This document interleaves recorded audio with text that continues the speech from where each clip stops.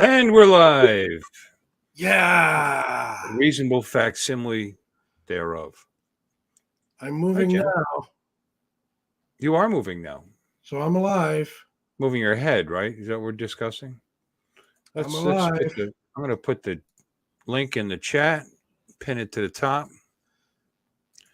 And anybody who wants to come in here and make us seem interesting, I dare you. I dare you to try. Double dog dare.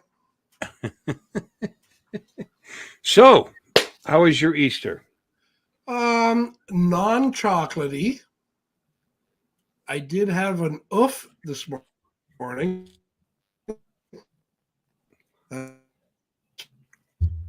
That's maple. Yeah. All of I a had sudden some I'm of in that for Canada. sup. What? A maple pork roast recipe tonight. Oh, yeah? Sounds good. Well, hello, Art. Hello, riding Humboldt County, and have Drone Will Fly. Welcome in. Howdy. David, of course, and Pete, Bob, Mike and Phil. Reddick, Air 2S Army. How you doing, buddy? Anyway, yeah, so today was a very calm Easter day. I had all these big plans. I was going to do stuff, and once again, I didn't do it. Yeah, I hear you. Well, I mean, there's things going on. I had a visit with Laura Lama, little Laura Lama, and play some trivia, and that went on a long time. And I was on this morning with Johnny Drone Flyer. Hello, Michael. Welcome in. Michael's Drones and Hobby. Scott Nadeau. How do you do? And I just kept procrastinating and enjoying my time off. Yeah, I know. I had fun talking to people all day. And then I was on Laura's show too long, and I kept drinking too much. I drank too much wine. So I went to sleep. Oh my goodness gracious me! Look who it is. You had a little nap. Yeah. God, give me a sound effect. I know you're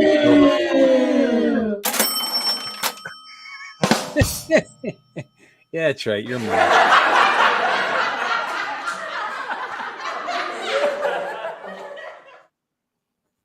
Welcome in. Hi. And we get Chris from Sunrise Water Media and David Lorenzo. David Guns Lorenzo. How you doing, buddy? David Hi, guy. Hi, Art. How are you? I'm doing good. Had a nice Easter with my sister and her family. Cool. No gunplay, which was good. No gunplay? Yeah. Wow. Yeah, that is good. Is that the watermark? Yeah, it is. And, nobody gets shot, then we're doing good. Nobody got shot. No stabbing. Why don't you get the duct tape out to keep that headphone up there? Yeah, you're working awful hard on that. There you go. All right. There we go. There we go. See, I don't use those. I get my headset sitting right here. Ah, okay. And I just hear it.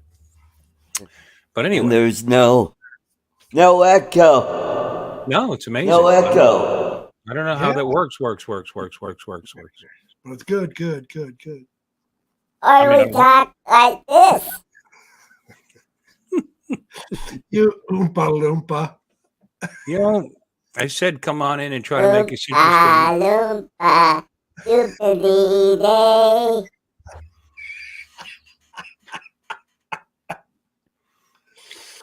We need to get you some orange makeup. Yeah, I can work on that. That's it. Yeah. We got white face, orange face. Jim's working on the Uncle Fester look. And shit face. Yeah.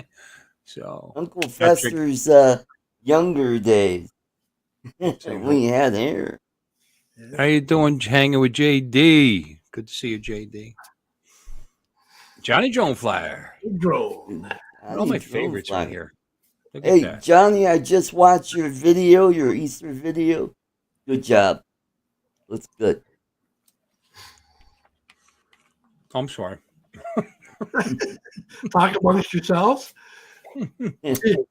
Bill, I don't know. Did you have 4 seconds to spare to watch Art's latest video? I fly drones. Yeah, oh God. That's how he begs for sex. You got 4 seconds to spare? There goes the view ship content right there.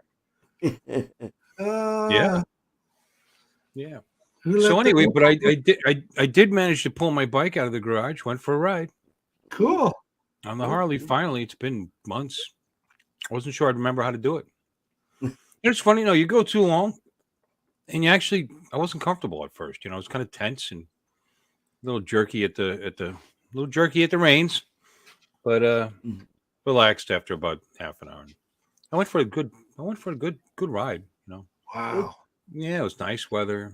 I was going to put the drone up. I have the tour pack on the back of the bike, so I was going to put up I brought the Air 2S, but in fact, I went down to the causeway, Jensen Beach Causeway. It's part of my little loop around, went up and down the river, and I never stopped. I just kept going. I kind of just circled around the parking lot a couple of times, and it was getting later. By the time I didn't leave the house till 7:00. I got video.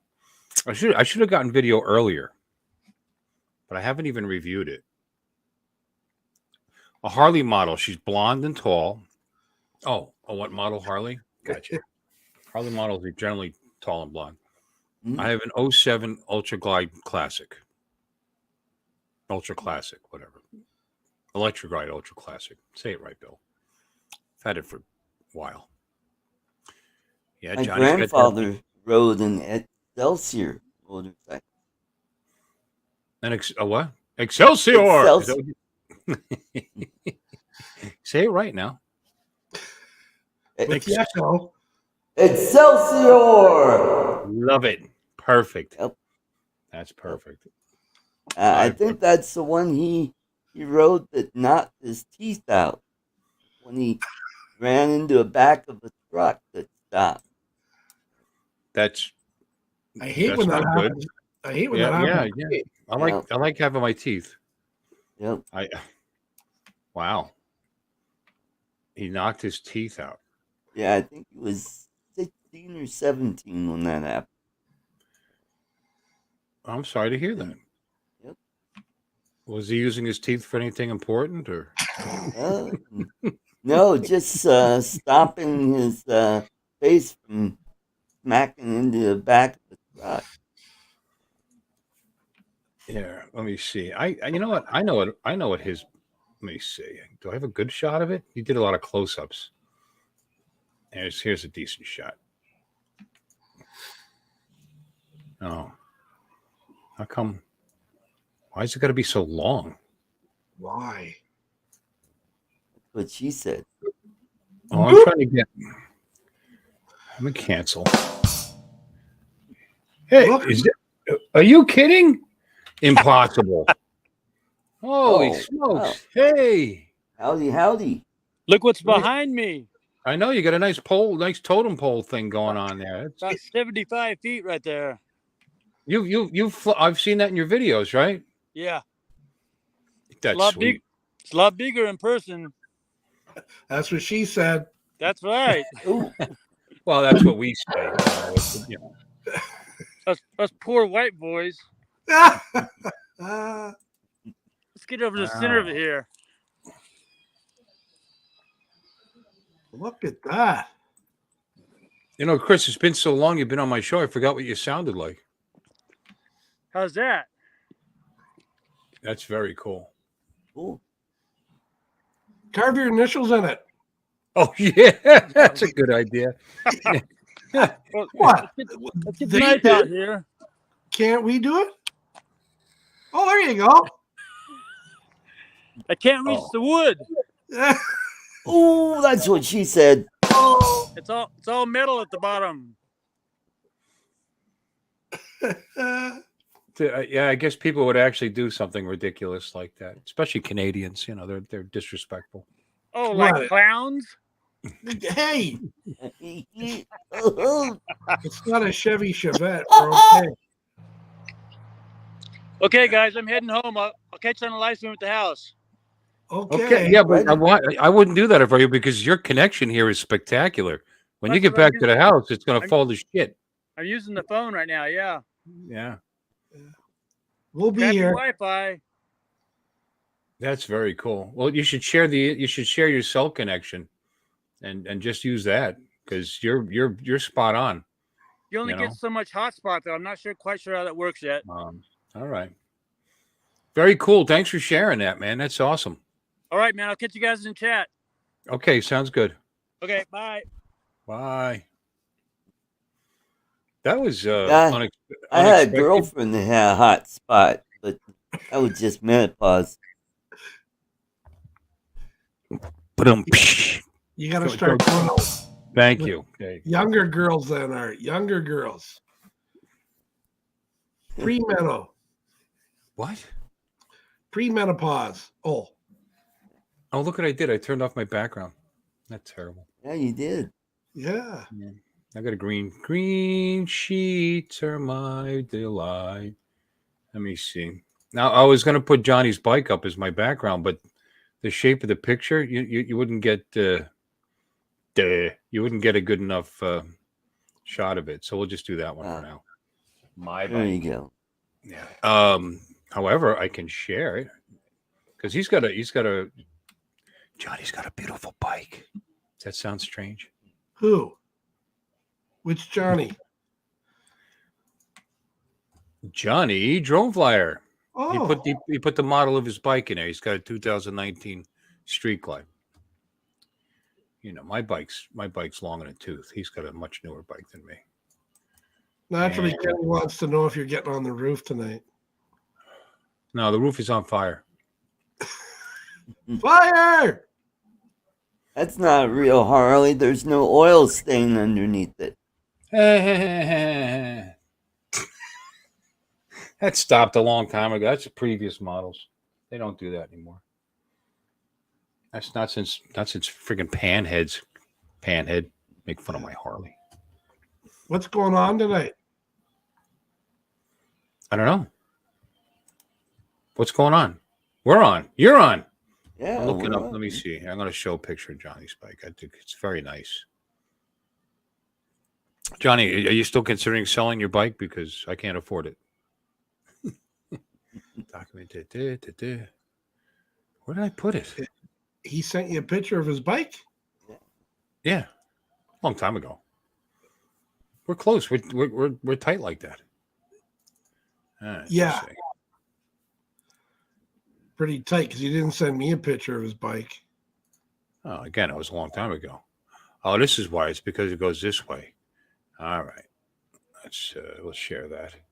This is the cool bike. There. Ta-da. Nice. Yeah. Mm-hmm. And then you got, let's see what else we got. We got another one, I think. His Reinhardt's. Oh, God. What happened there? Wait a minute. Nice. That is Pretty cool, huh? pretty spiffy and shiny. Yeah, I can't be in the gang. I'm not allowed. I'm not cool. Well, you see, you got to have a American bike. American. So The only who's in way I here? get a motorcycle is if I Deeper join voice. the Shriner. In a deeper voice, Bill? You want me to use my sexy voice? What deeper voice are you speaking of? Who's he talking about? The roof on fire? If the roof is on fire, it would not be my deeper voice. It'd be more like, the roof is on fire! It'd be my higher voice, you see. Panicking, panic stricken and all that good stuff. It'd be this voice. Wow. That's awesome. Do it again, Art. Do it again. Tell us a joke in that voice. Resistance is futile. Ask for a ransom. You rang. Ask for a ransom in that voice. If you don't pay us Put $10, down your weapon, or I will be forced to shoot. oh Wow. man, What that's movie was that from? RoboCop. RoboCop. Yep. Yeah, but his voice wasn't that deep, I don't think. Not even the robot, the big robot. Is that who you were doing? The big 22nd, 19. You sound more like James Earl Jones. Oh, that's so fun. Yeah, it is. I gotta get me a synthesizer voice thing. I'm your father. You come to the dark side. Well, Doc is in the chat, so the dark side. Yep. Let me see. I tried. You know, Johnny, I do fly drones.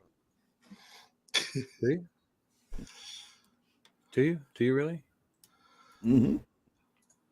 And there's more where that comes from. Oh, part 3. Can't wait.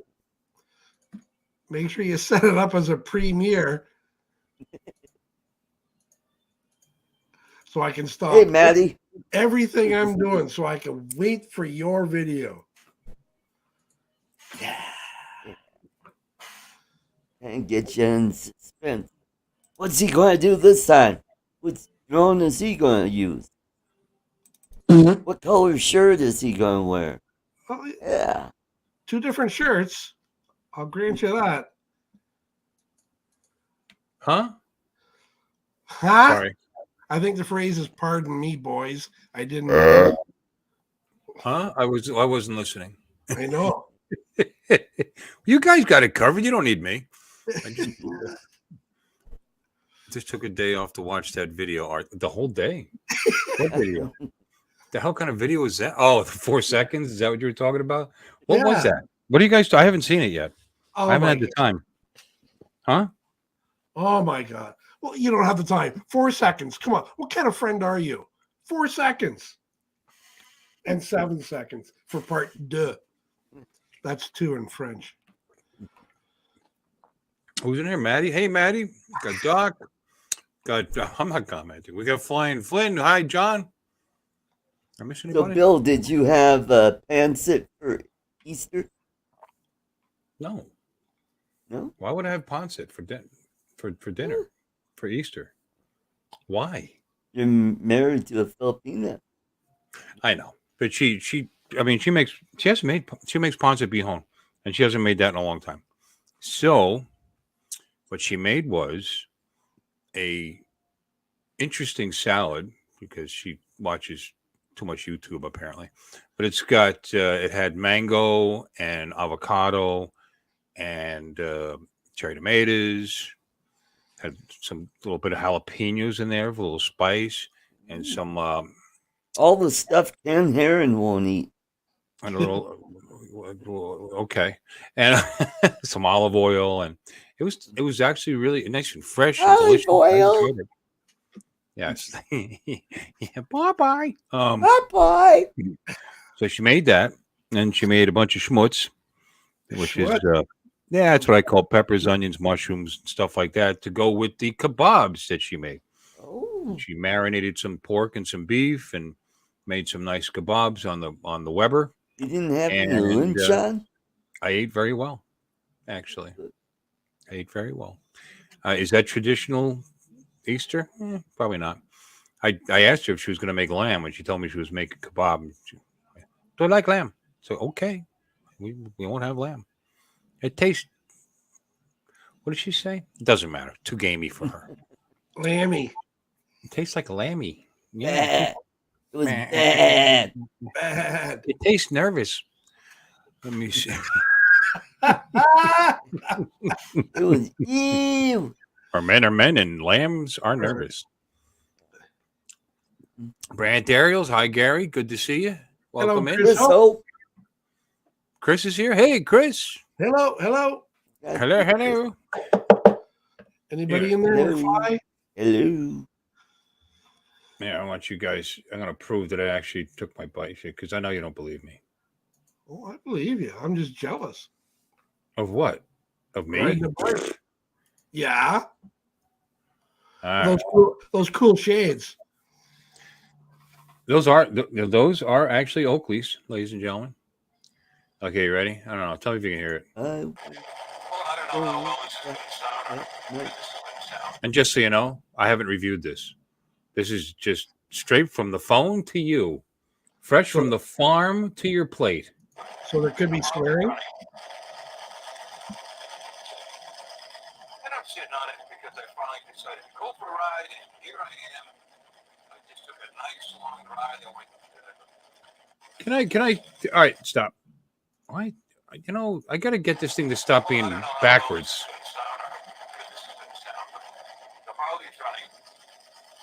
You know how I know it's backwards? Because my air freshener is usually on that side. And your speedometers, your get meters, the needles are all on the right side. Yeah, gotta fix that. You know, but the air freshener helps. So.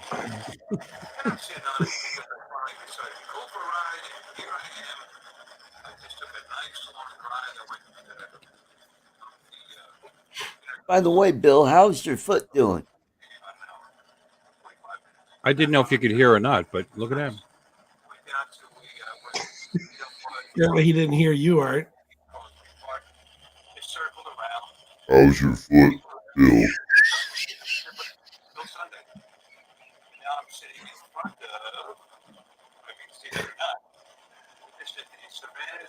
State Park, so can't fly here. But you can ride your motorcycle here, which is just great. They're close enough. It's 7:45, and I've always wanted to experiment and see how this thing does in my phone mount while I'm riding the bike. So this should be a treat for all of you. I'm probably going to look something like this. We'll see. Because I'm on way home now to have something to eat with wifey. It's 7:46. All right, get on with it. Well, here we go. New phone, new cover. Never even bothered to check to make sure it fit here, but it does. I'm gonna move around and see.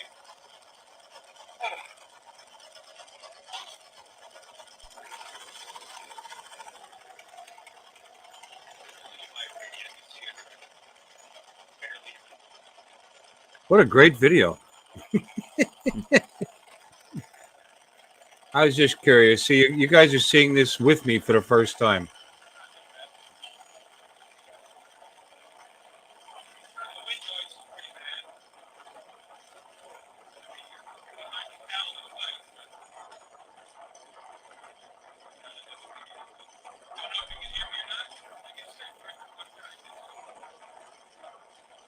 Anyway, there's a whole bunch of this and that and this and that and this. Some more of that.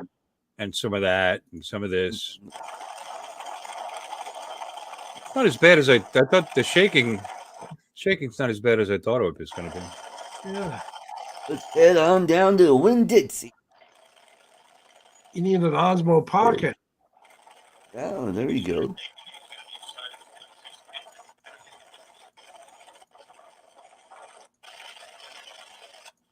I thought you were going to point it out front as like a dash cam.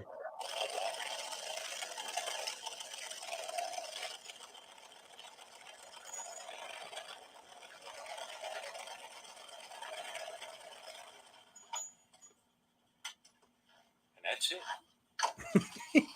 Uncle Phil is home, safe and sound. I'm at the point where the sunglasses probably should have come off. I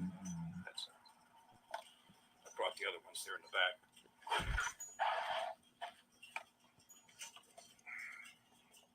That's it. Okay. Okay, I accidentally turned the Okay, that's it. video off when I pulled it out of the holder. Ooh. These things here. And it's really snug with this cover on here, but like that's enough of this shit. All right, there you go. You guys shared it with me live. Aren't you excited? Cool. You wonder why I don't make videos anymore. Charles Galuski, can you take that and make a movie out of that? He's a producer, you know. Art, he is sitting on the bike on a trailer being towed by his wife. Oh, okay.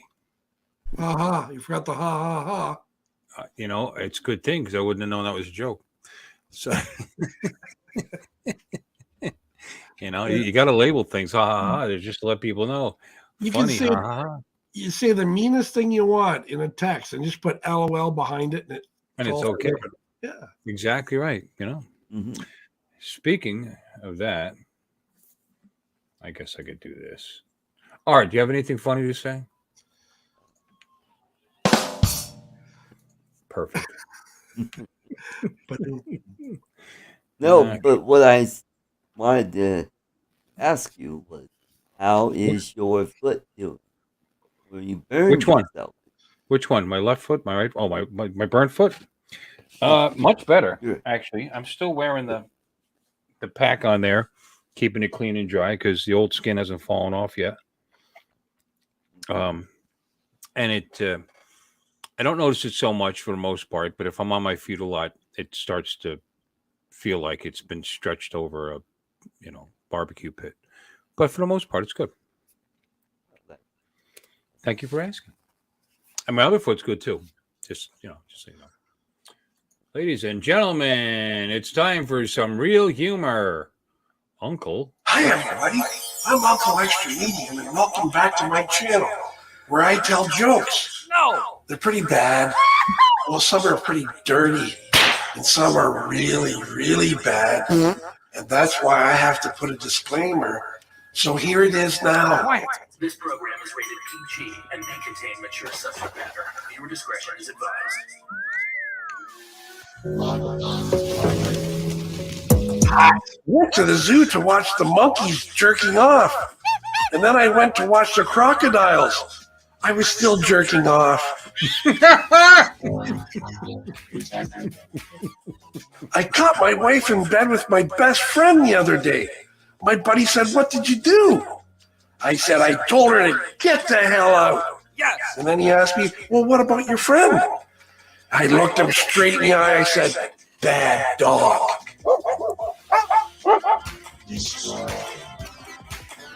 I know some of you have been asking about Mr. Pottyhead. So here he is now. Hi, everybody. Mr. Pottyhead here. I was responding to some girl's online dating site profile. She said that she was seeking her needle in a haystack. I wrote back saying, "We're a match. I'm just the prick you've been looking for." What's the matter with you? Nobody knows. What's the matter with you? Mm-hmm. That is the question. Nothing. He's a perfectly normal person. Everybody from Canada talks like that. Well done, Lurch. It was what well seasoned? My donut? Yes, it's delicious. Thank you. Are you belching into the microphone? I thought that at first. It's his Lurch. You rang. You can't do it. You rang. Penetration. Penetration. Do penetration. Penetration. Wow, that puckered my. That made me nervous. Oh, good God. Bad dog. Let's see what's going on in the chat here. Anything? Nothing. Bad dog. Nothing. Stephen Drones have a link there for him and his bike. My bike is a perfectly smooth ride. It's the vibration that, it only vibrates when it's sitting still. So you just got to keep moving. Yeah. Yeah. The new bikes are very smooth. They're counterbalanced and, the Milwaukee, the ones with the Milwaukee 8s in them, they don't vibrate like that. But I'll put up with a little vibration. It makes me feel alive. Yeah. Yeah. Like a Old man. school. More power. Yeah. Well, no, not a lot of power. Who woke him up? I don't know. We got an alien in the class. So, what else did you do today, Art? Who did you visit? I went to my sister's for dinner yesterday with my niece and her family, and Very nice. had a lovely dinner. And my niece gave me a nice, great big plastic egg full of chocolate and a gift card to the grocery store, which was really nice. Very good. How about you, Jim? What did you do today? The square root of nothing. I had a Jimmy day. Oh, did you get a facial? Manny and Petty. No, And a mani petty. All right. I just basically sat here. I did make the bed. I did do a load of laundry and played video games. Wow, Doc's really being harsh. It only vibrates. Wait a minute. Let's share it with the class. Hold on a second. Yeah, shall we? Yeah, there we go. This is the kind of things that Doc thinks about. And it only vibrates when it's on, like any other toy. I have no idea what he means by that. Well, and I'm not sure. Cell battery. I have an idea. Uh-oh.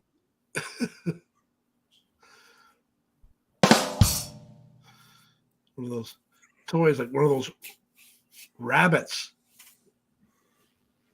A Kinder Egg? Kinder. What's a Kinder Egg? Kinder Egg? You don't know what a Kinder Egg is? A little chocolate. Inside there's like a little toy. No, I've never. No. Never? No. Obviously. Are they sold in free countries? No, it must No, be I've a never- Canadian thing. Is that just a Canadian thing, Gary? I don't. I've never heard of it. A Kinder? Wow. It sounds German, actually. Yeah. Kindergarten. Is Yeah, it well, Kinder and gentler? a Kinder Egg? I No, read it's that as a Kinder. Kinder. Don't know. Wow. It's found out in the garden. What? Everywhere but America. America. America. No, we sell pantyhose and eggs. Yeah, or we have creamy filling, just like Cadbury. Ooh. Those are my fave. Yeah.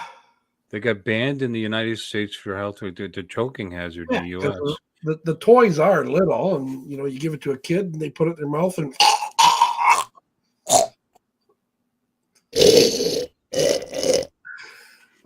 What the fuck? I don't understand. And why do people got to put things in their mouth all the time? What is that? I don't understand. I almost died when I was a little kid, choking on a little dinky toy, a trunk that moved. It snapped off. I put it in my mouth, and I was choking.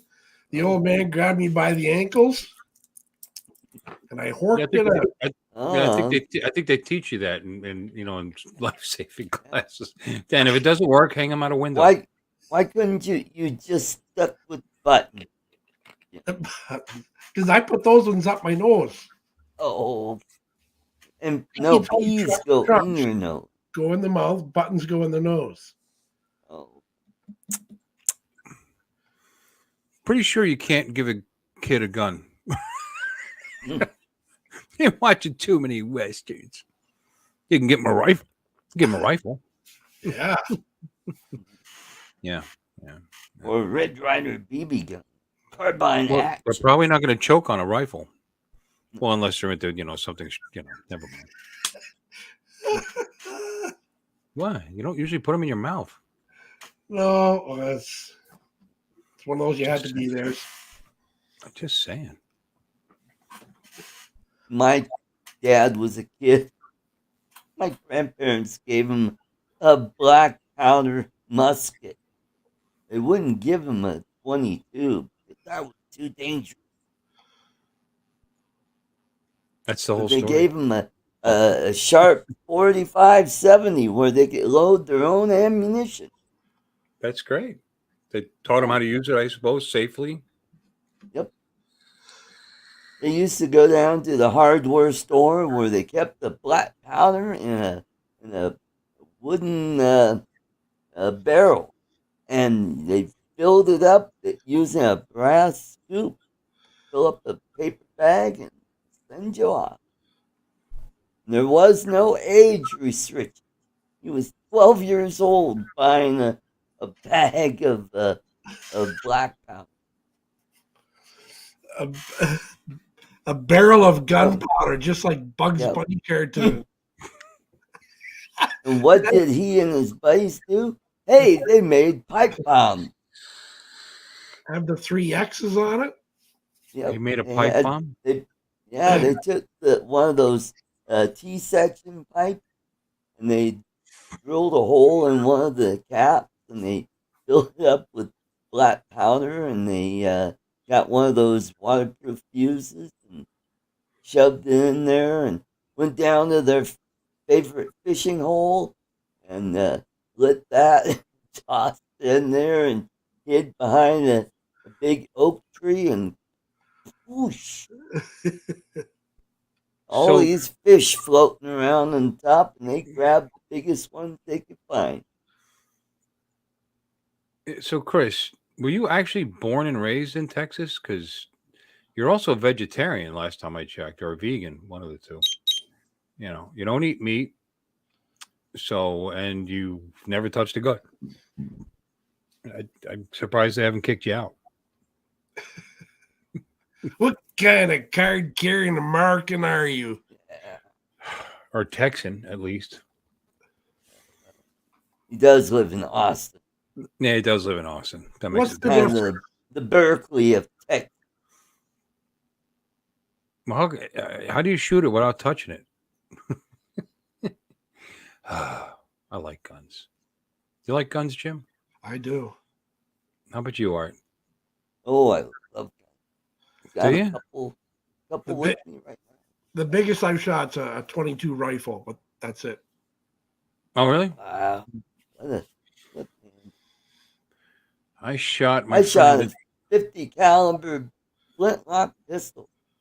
Boy, I shot that's I shot a Desert Eagle. Ooh, cool. That's a fairly powerful gun. Wasn't mine. I wish. No, I don't know. I shot my It's too expensive. brother-in-law's 357 Magnum. That's very powerful, and you can actually target with 38s in that. So it's not a crazy gun to own, actually. And if I buy another gun, I don't know that I will. It'd probably be a 357 because it's sensible. I mean, you want a more powerful handgun for home protection. It's certainly powerful enough, and like I said, you can target with it. No, my biggest bore now is I don't know. I mean, I do have a 410 gauge shotgun, but so what? And 9mm, 38s. That's all. Although my favorite gun is my little 380. I got a couple of 22s locked up in the safe at my sister's house. And, here, So if you get I have broken into, you got to run up to your sister's house and go get the. yeah. Huh. Right here, I have a 25 ACP Spanish knockoff, little teeny gun, and a 44 Russian, it's an American bulldog. They were pretty cheap, and they were made in the late 1800s, 1890s. Nickel plated, fun issues. Very cool. I told you about my stepdad's father's gun that I have, right, from the World War II gun. No, When he was issued, tell. I have a Victory Series 38 caliber revolver, Smith and Wesson, 38 Special actually, and that was his. It was issued to him during World War II, and it's an early model. It's only got a 5-digit serial number, so it's from 1941, right from the beginning of the war. Shoots straight. It's a great gun, and that was handed down to me. But I like that, just to have a revolver. But like I said, my favorite gun's my little Ruger 380, my LPT2. It's really easy to conceal, and I did a little research and got some good ammo for it. That'll kill people. Not scared of a 380. Oh, it'll kill you. But I don't carry them to kill people necessarily or unnecessarily. Let me see. Chris, wait until I get my back. 416 sniper. Okay. You would love it. 25-yard shooting, right? 100-yard shooting. Why would Chris like that? He's never touched a gun. He's so sarcastic.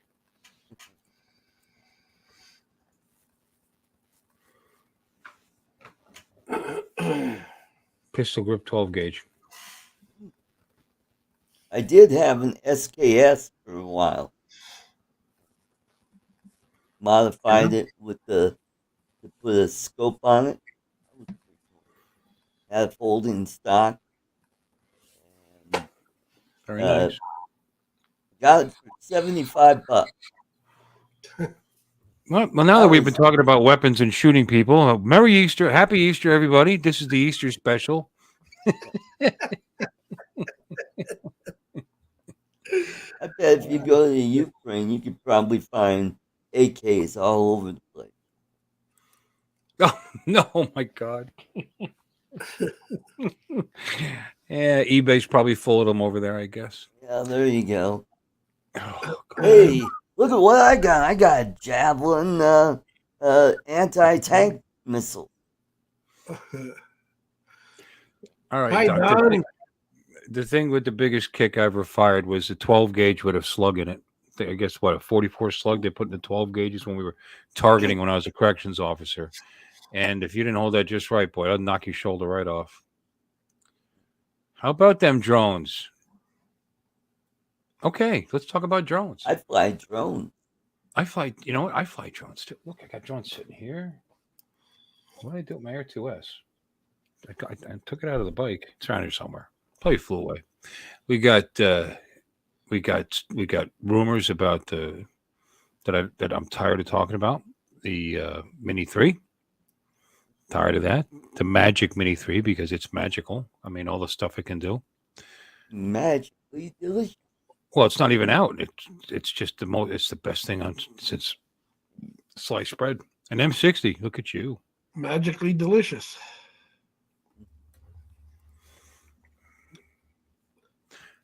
You fly drones. You fly drones and you stick your hand in a dirty old sock. So that's awesome.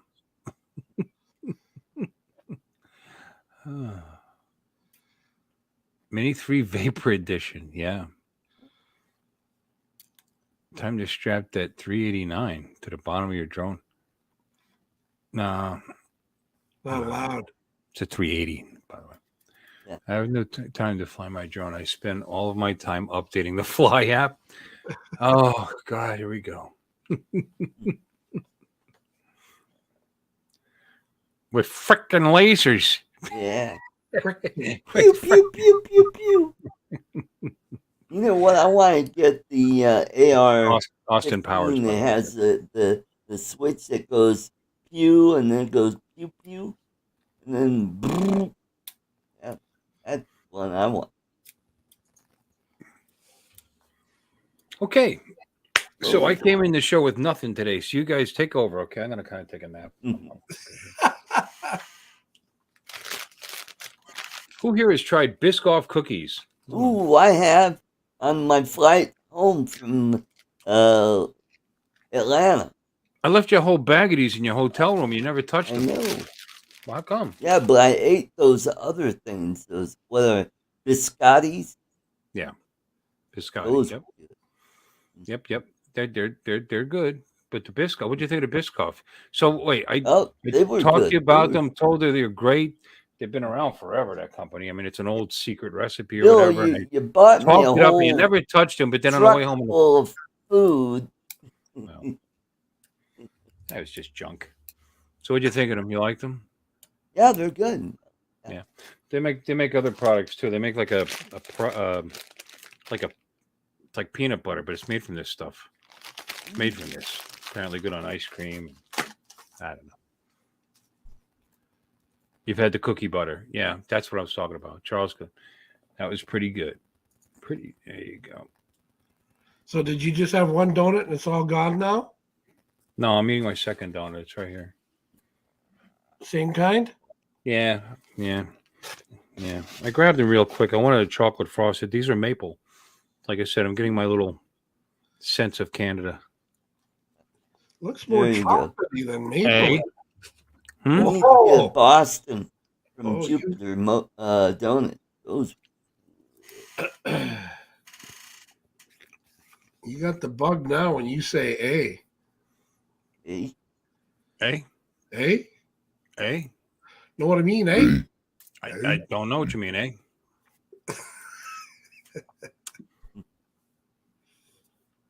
You know, I broke down. I had to call the AA, eh? Eh? Oh. Oh, up in Canada, when your car breaks down, you call the AAA, eh? No, the CAA. Eh? Oh, Hey, Jody. Yeah, they're good. They're great with coffee, Mike. You're right. Hey, Jody, what's going on? yeah. They're a little sweet to eat by themselves. They're really good with coffee. Yeah. Yeah.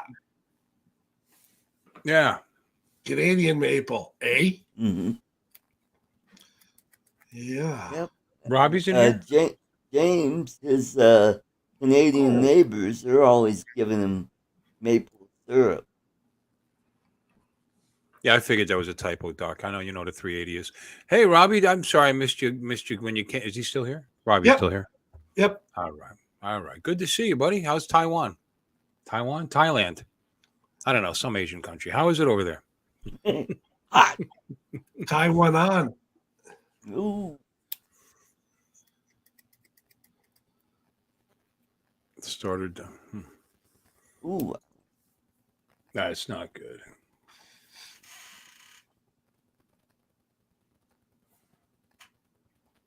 Sorry to hear that. Is she okay? I tried to get in touch with Brittany today to play the trivia. She didn't show up. Oh.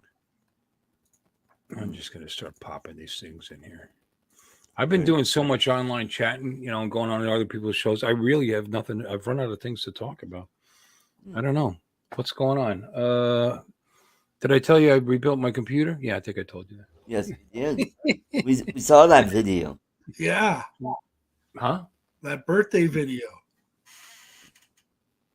What birthday video? Updating your computer parts. Oh, yeah. When I was Yeah, you showed us some motherboard and this one takes 3 M.2s. It does take 3s, M.2s. Good night, John.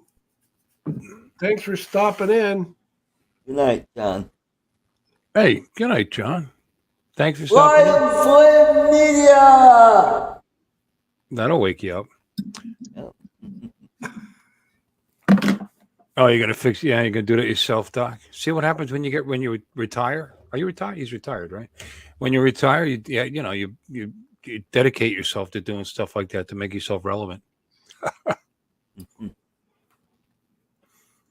Now, How'd I you get it do home? have another video that's coming out tomorrow.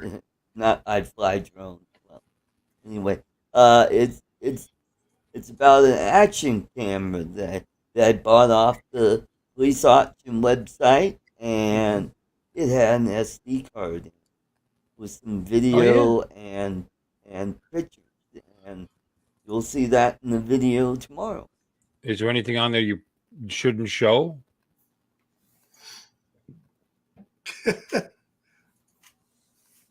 I'm not kidding. Just a couple. No, it was. I mean, it was just a couple on vacation. Different places. I think at one place they were at a hot spring, and at another place I think they were up in Iceland because there was a waterfall and a river, and then they were down close to the ocean where you saw ice floating around, and then there's Vegas and San Francisco, and I fly drones. That's the 7-second version. That's beautiful. Mm-hmm. And that was a premiere. I fly drones.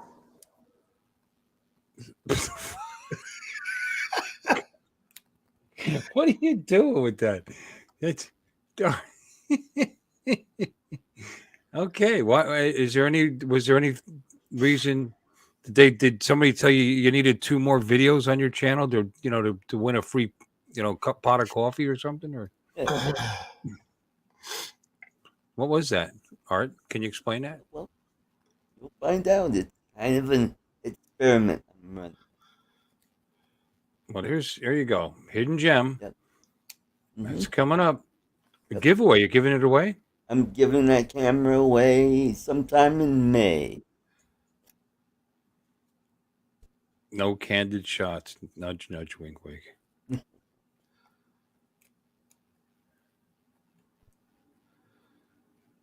You didn't need it. You did. I did not need the extra help. What are you talking about? I think he's getting senile. Getting under the car to fix it. Well, how to get it home was what I was asking. Because he towed it.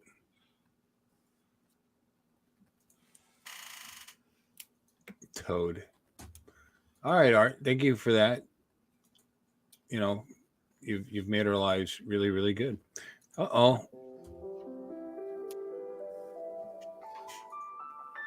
It's an unfortunate misconception for people who get into the adult industry solely for the reason of money. I'll say that was a misconception. I mean, I thought I'd be rolling in it. I'm not sure if you're aware of this, but there really isn't a high demand for clown porn. Don't get me wrong. I'm not saying I won't do it, but my wages are way smaller than the big boys. But don't forget, I have a $5 money back guarantee. If one of us isn't satisfied the first 3 minutes, I'll give you your $5 back. Holy crap! Oh my god! He must have autoerotically asphyxiated himself! Yeah, while he was watching clown porn!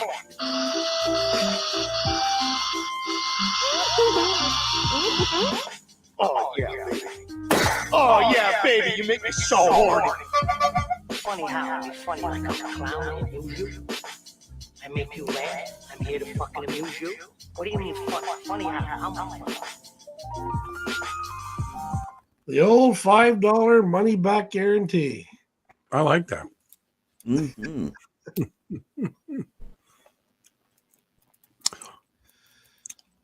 Back in Detroit, we had a guy that sold appliances.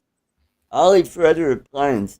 His tagline was, "I'll give you 5 pounds of coffee if I can't beat your best deal." Oh. Why would you want him to beat your seal? What'd you say? No. Where is that? Oh. What? I don't know. Beat the deal. Oh, the deal. Seal deal. What deal? Hey, Art, how come you didn't make that into shorts? They want to know. You'll have to keep watching. He's a creator. He's got a plan. I don't want to see I don't know if I want to see Art in shorts. Well, guys, I gotta get going. Gotta get up and get ready for work. So, thanks for having me on, Bill. It was a pleasure. Thank you for coming on, Art. It's been a while. We appreciate it. Be sure to applaud yourself on the way out. You guys have a great evening and catch you next time. See you, Art. Bye-bye. Later, Tater. Chris, Chris did make it in. Look at him. So that's not that far from your house, is it, Chris? That totem pole. What a nice area he lives in, huh? Oh, you probably got totem poles all over the place by you, right? Since you live in Canada. I don't live on the reserve. I know. Where you live probably looks like New Jersey. No, it looks like Toronto. Toronto, like New York State. Up in New York State. Gary's got across the highway. Oh, okay, that's cool. He's already gone, Charles. Good luck. Nice try. We got gotta be faster than that. Wow. Next victim. Who's coming on to join us so we can roast them? Somebody please come on because I'm just dying. Who's the next Did I show you- Oompa Loompa? Did I show you my spam? Spam? Oh, you do actually have. Oh, yeah. I think you did show me I'm that sure one. I've shown it. I've had. Come on, I didn't show this to you. Yeah. I do remember it now. Might have been that episode I was drunk. Well, you have to narrow that down a little.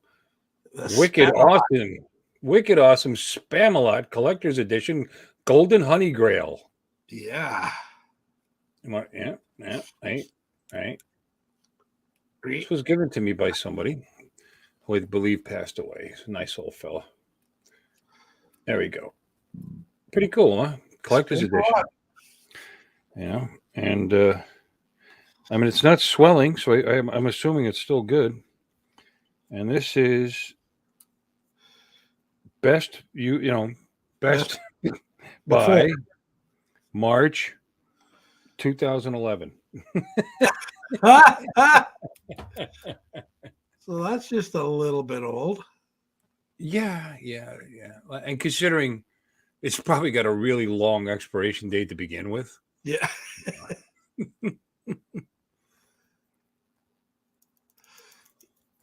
Yeah. Do I have a folder for my spam? You know, it took me a second to get that, Chris. You're funny. You are. So when people say they have spam, they don't really have spam. I have spam. Oh, I get to take this one down. Oh, there's that one. The good stuff. It is. What? Pumpkins? No, they didn't. Did they really? Pumpkin spice spam? Really? No. Yes, that was my Easter spam and my Christmas spam and my, folder spam. It's I've had it. Somebody gave it to me years ago, and I'm going to hold on to it. I should see if it's a collector's item. I mean, an actual collector's item. Before everybody from Monty's Python dies, while people still remember who they are. That's what's funny about all that. Things get really collectible, Tiger Woods, all this stuff. But a lot of guys that are big now, and you pay all this money for this stuff, don't think about giving it to your grandchildren because by then they might not even know who the hell he is. Nope.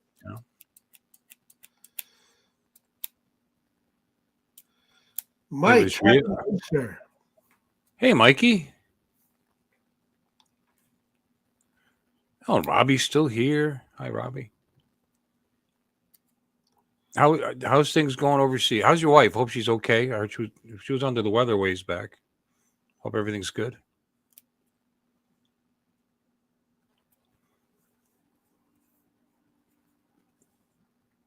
Is Chris Redworth your brother, Mike? Because you don't look anything like him.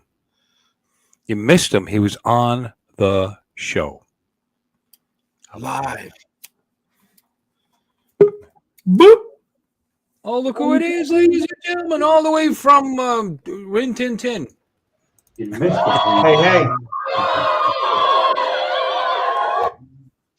Stop that. Good afternoon, guys. Hello. All the way from Rin Tin Tin. Sorry, I had to cut my echo off there. I always do that with it in between the StreamYard and the other screen that I watch. Well, what I normally do is I cut off the other one first, but you don't want to miss a single word of this, this gold. That's comedy gold. Yeah, usually I'll open up another window of YouTube and turn it off, and then copy the link and put it back in.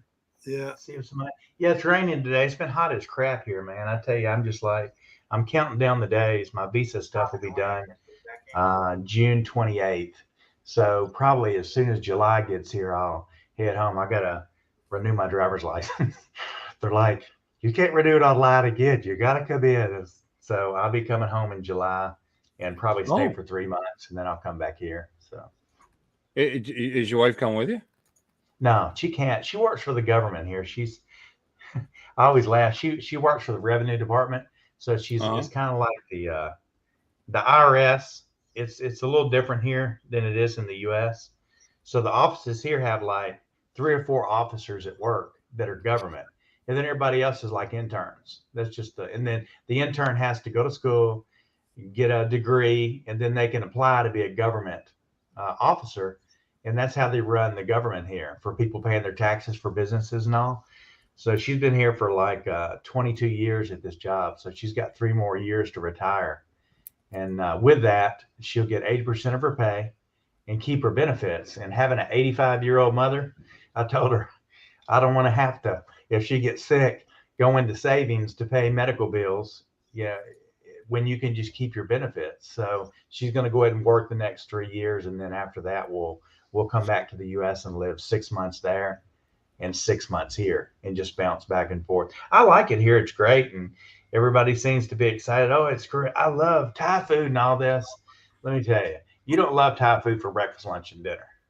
It's not like it is in the U.S. when you wake up and you go eat somewhere and they serve you curry chicken that will burn your tongue off at 7:30 in the morning. So there's certain things that I like about this place, and there's certain things that I don't. It's nice because you can buy just about anything you want to buy. Gadgets. I've been working with my new 3D printer, and sometimes you need tools. Hey Doc. Hey, Doc Murdoch. The Sith Lord of FPD. So the 3D printing has been going pretty good, but I need like little tools and stuff. So I decided to start making tools. So I put some teasers out on my Facebook on what am I making? What's Robbie making with a 3D printer these days? So Something with batteries in it. Yeah, they're actually. I've got something big coming. I'm telling you guys, seriously. I'm going to do 2 videos, and they're pretty much promoting the 3D printer that they make over here that I really like. That's got a dual extruder. But these are a couple of the machine parts that I made with the printer. Wow. Yeah, it looks like a nice flashlight mount for a gun. Yeah. The reason I made these is I need a Dremel to cut a lot of the materials. And the Dremel gets out of your hand and it cuts yourself up. So I decided to make Dremel mounts for mount. my Dremel. Yeah. So I Very started nice. making some tools, and it's pretty neat because you can buy some of the stuff. It's metal, it's heavy, but you just need basic little stuff. So I'm waiting on some bearings, and I got my screws and everything else I need. And when I get done, I've got a actual drill press for the Dremel. With a Dremel. So if I'm gonna blow, material, learning to make stuff. Hell, I want to make stuff that I could use. So I started doing this. I made a couple of props. We move at the end of the month, and then I got a whole room to dedicate to the studio instead of being right here in this little bitty room that I'm in all the time. And so I'm excited about getting to move. And it's been so hot. I've tried. It's hard to fly in the middle of the day here. Honestly. It was 101 yesterday, and the sun, it just tears me up. It just tears me. I'm not used to that much heat. So I go early in the morning, and then I'll go after 5:30 or about 4:30 on is fine to go. So usually we'll go to dinner somewhere and I'll fly somewhere because I'm like 2 minutes motorcycle ride from the ocean. I'm like right here. As soon as I get out of our private subdivision, take a left, it's all coastline. Did you design those things yourself? No, I did not design them myself. I went through three different ones that people had designed and printed them. And it's funny because sometimes you think it's your printer. It ain't. It's the design they made. Sure. Some of the stuff just doesn't fit the way that it's supposed to fit. And that's the biggest issue is going in, like you said, Bill, and designing it. But one advantage, I use Cura for the 3D printer. And what I like about that is, like, when I made my clocks, the original clock that I found that I liked was way too big for my heat plate. So it does let me go in there and change the scale for stuff. And with that, I can change thicknesses and stuff like that. And I wanted to do stuff because I'm making some clocks for a couple of people that got YouTube channels. And it looks like a record. I put their logo in it. This is an example of one that I did. But I wanted to do raised letters around the outside in the clock part. So when I did it raised, I could pause the printer and do a color change, and then get that raised letter look, because it looks cool when you put the light behind it once I'm done. But during the day, it's just like stagnant. There's not much of a look to it. So Well, let me ask you a question. I mean, do you have any filament that's semi-translucent? So maybe when that raised part, maybe you can let some light go around the edge of the letters like that. Yeah, I've actually got some clear. I've got 16 different colors. And when I first got into this, people don't realize, of course, you can dump money into anything. It's like a boat. But when I first started getting it all done, I thought, and Doc knows this because working with FPV and all those little parts, I thought, this is great. All I got to do is buy all the machines and all the colors. I'm ready to go. And I bought all the colors. They're like, oh, that's just PLA. And I'm like, well, what else do I need? Well, they got ABS, they got TPU, they got this, they got that. So I'm waiting on my TPU now. Me and Doc, I had bought one roll. And when I go riding on my motorcycle, I always have to carry my bag with my laptop in it, because mine doesn't have saddlebags or anything on. I haven't bought any, and I needed to strap it to the seat. So I made this strap, and I actually joined it together. It's TPU. There you go. And I made a strap. That way I can wrap it around the bike. So with the right materials, when you find the materials, you can just about make anything you want. And a new product, I don't know if you guys have seen this. I'm definitely not going to talk bad about this, because maybe it was my fault, but it's something that I experienced. Have y'all seen the sticks that are made from the Australian company? These are sticks. This one is made for the smart controller. You mean like the stick ends?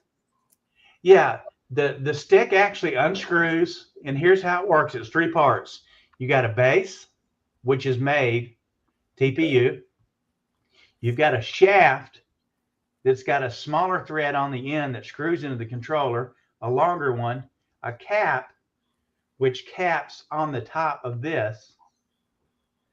And then it just screws into a harder, like a PLA top, and it just screws in. And the process and the reason for this, guys, and people laughed when they saw them, and so did I, but let me tell you, these are really small on the smart controller. You don't think about it because we're used to seeing them and doing this like this. But let me show you, when you unscrew it here, and you take this and you put it on, see how the round part is here? And you got the round part here. When you put it here, let me see if I can get it screwed on here, guys. Yeah, it acts like a stick shift boot. Yeah, it is. But the thing that makes this work so well, once I find my part that I just dropped. Excuse me. Hey, Akarasha, welcome in. Brother Bob, Casey, welcome in. Good to see you guys. Anybody else? Maddie, hi, Maddie, welcome in. So there's your screw. Maddie's been around. So the issue I find is when you put the screw on there and you get it in there, that part is a thinner part of the screw. This goes on the top, and this goes here. The reason they make these, they say it's more cinematic. And basically all it really does is where you've got your fast motion here, normally, which is, it can be a little squirrely when you fly. As you tighten this up, it puts pressure around there. Right. So when you're turning here and here, it really is a slower movement. But here's what I found. As soon as I put these on the smart controller, I had the Mavic 3 on there. And I don't know whether when I tightened it down, it sensed that it wasn't zeroed out or something. And it wanted me to I don't know, what do you say, reconfigure, align the sticks on the RC.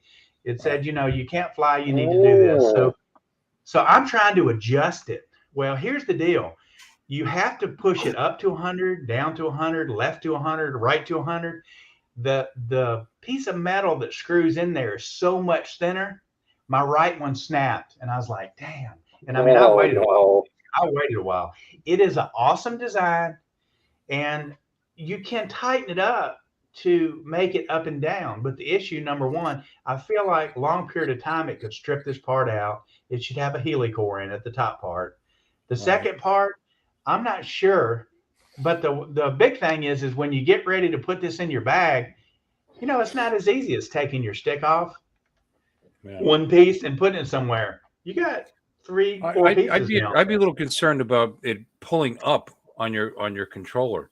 In other words, when you're moving it around, the leverage, from the resistance or from that, it looks like it would be pulling up out of your controller. Do you know what I'm saying? Like, Yeah, like you it mean would be yanking damage-wise? on your- Yeah, putting tension on the gimbals underneath. Yeah, Yeah, pulling them it's up not like that. It's not that, guys. It's not that heavy of a Okay. pull. It's real light. I mean, like real light. So, but I'll tell you one thing. People made fun when they saw these because it's, oh man, they're so huge. Let me tell you one thing, man. They are so much more comfortable to your hand than what this is. And they sell for These sell for $27, and it's a company called Scotty Makes Things. And I looked, and everything that this company makes in Australia is made 3D printing. I had some issues, and I ordered the sticks to go on the regular controller that came with a Mavic 3. And I waited for like 2 months, and it still didn't get here. So, it was my fault because I was kind of being an ass, because I was like, look, maybe I need to get my money back. I'm not getting my parts. I'm not getting this. And it's a family-owned business, and I didn't know that the mother was the lady that you talk to on the line, when you got a problem. And I just started getting frustrated. And she's like, well, you've refused to pay the money to customs, and you're not accepting the part and all this. And I'm thinking, that's crazy. I've been waiting 2 months. Hell, I'll pay whatever I need to customs to get it here. So I got a little mad, just told her, look, just send the money back. Give me the money back. I'm not going to get the product. I didn't get it. And, you need to call your mail carrier. And I was like, I didn't pay the mail carrier. I paid you. Well, the guy called me, and I just told him, I was like, look, I really wanted to show these on the live stream and show the guys what it was like, because it looked cool to me. I said, but you know what? I'm definitely not going to have anything good to say about the service, which maybe I shouldn't have threatened that part. But honestly, at this point, I was a little pissed because I was getting 5 different excuses. And when I looked up the tracking number, it would just say it's in the main city. It never said it had been delivered or anything. So here I'm thinking, they're just trying to keep from having to refund the money for the product or whatever. And I bought it for the original controller. And then he called me and talked to me, and we started talking, and I felt bad. He goes, well, just to get it straight, mate, you're making a run at my mom. And that's who you're arguing with. I was like, dude, I'm sorry. So we started talking, and then I thought, maybe there's more to this. So she sent me an email, and she goes, can you verify the shipping address? And I thought, I already sent it to her. I know it's right. I didn't even look. Well, come to find out, I had put the wrong shipping address in. I put the address the next road over because I own that house. And everything is like in strange letters here. So when I typed it out, hell, I didn't know what house it was. So they've been trying to deliver it to a house that we don't even have a family in yet, in the other house. Oh, wow. And I called him back and was like, I'm so embarrassed. I have to admit, it's my fault. I'm so sorry. And it was my fault. And he said, look, I feel bad. You didn't get the product that came back to us. He said, I'd like to send you the one for the smart controller free, because I know you wanted to try it, and I want you to do a review and let the people know what you think of it. So he sent it to me, and the first time I started doing, trying to calibrate, it broke that tip. And I think just with a little small design change or something, I honestly think the material, it looks like, Doc, it looks like the metal that they used when they made it. You see it where it broke off on the end. There's not a smaller piece. Oh, yeah. It looked like they milled it down to that little piece right there. And yeah, they just machined it. I don't think it's like hardened metal. And the original one that's on the smart controllers definitely is like, you can tell by the color. It's well, Robbie, try put a magnet to it. See if it's steel. It might be aluminum. Yeah, that's a good idea. That's a good idea. But if they machine it out of aluminum, it'll, you put tension on it like that, especially that small a thread, it'll snap right there at that base. Yeah. Well, if he'll fix the issue with this, and I mean, the deal is you're not supposed to like super muscle them down, but guys, when you loosen this up as loose as it is, so it's not tight where it rolls good, you still have to get it to that 100% in each angle before it'll rotate through. Now, I've never had to do that before. And what blew my mind was when I started doing it, usually when you calibrate and it says, okay, it's calibrated. Well, it wasn't telling me that it was calibrated. I was like, well, you said a few minutes. Is it 10 minutes, 15 minutes? So then I'm like, well, I've never done it. So how does the process work through DJI? I could not find anything on the internet that showed you how to calibrate the new smart controller anywhere on any channel. I've never seen where you calibrate the sticks. Never. Because I wanted to watch it and see, did it say calibration complete? It never said it. So I was like, hell. So I unscrewed them, put the originals back in, and I switched over from my Mavic 3 over to my Air 2S. And the reason I did that is when it wouldn't let me calibrate these damn sticks, I thought, well, let me try it. So I started the Mavic 3 up, and the Mavic 3 hovered. My sticks, nothing would work. And I was like, if this went into return to home, I'm screwed. Because it would come up and straight down, and I got a couple lines that I have to go around when you do. Oh, wow. And that's one thing, and I'll shut up because I'm taking too much time. People that are at least flying, make for good video. well, people that are flying, they need to keep in mind, they always think, hey, if I got that 60, 80 meter set up on my return to home or higher, I'm never going to have an issue. My issue is a lot of times when I fly from areas, yes, my home position may be right in front of me, but I may be going up 10 foot, moving over some to clear a wire and go back. Well, it's going to look at that home position. So when it comes there, comes straight down, it's going to hit that wire. So that's been my biggest obstacle here with flying around stuff, because people are like, Robbie, I don't see a lot of videos, and you don't do a lot of flying. It is so hard to fly in an area where there's 300 cables hanging. You've seen the things in India where they got all the cables running on the telephone poles. Yeah. It's like that around here, which just doesn't make any damn sense, but that's the way the people do here. And the birds are like, I go fly near the ocean, and I'm flying, and I look over and I see 4,000 birds coming at me. And I'm like, oh my God, are all of them going to like pass around me? So you have to be careful here when you fly. You get some googly eyes and put on that thing. Oh, let me tell you. So I really miss a lot of things about flying in the U.S. And I was talking to my brother yesterday, and I said, I think out of all the places that you guys have flown, you probably have one favorite place for a reason you like to fly. And I'll tell you the best place that I've ever flown, and I would love to be there today, is on the borderline of Tennessee and Kentucky. They have a huge, huge Amish Mennonite community, whatever you want to call them, Amish Mennonite. They ain't got no power lines running across their fields. They don't bother you. They always come up and say, hey, let me check it out. It was the funnest place that I ever flew. And I wanted to make a video because when me and my brother went out, they all came over. And when I was explaining how the drone worked, he was doing a circle around us. And I was making a joke about World Drone Community and saying, hey, I'm bringing in the new community to teach them how to fly. But when the boys were watching me fly, my brother asked him, son, do you understand GPS? He said, oh, global positioning system. Yes, of course, I understand. I'm like, man, these guys, they didn't go to our schools. They're in their own school. So just, some of the experiences that I've had from traveling and flying in different areas, and some of the different products that I try to buy, we help each other, guys, because, we buy stuff and we try to warn, don't buy that or buy this.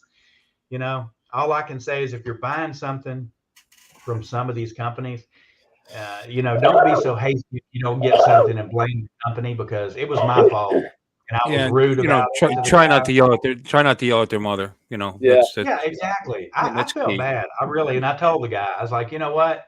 Send me a bill, keep the part. I'm going to pay for it. I feel bad. I said, because it was my fault.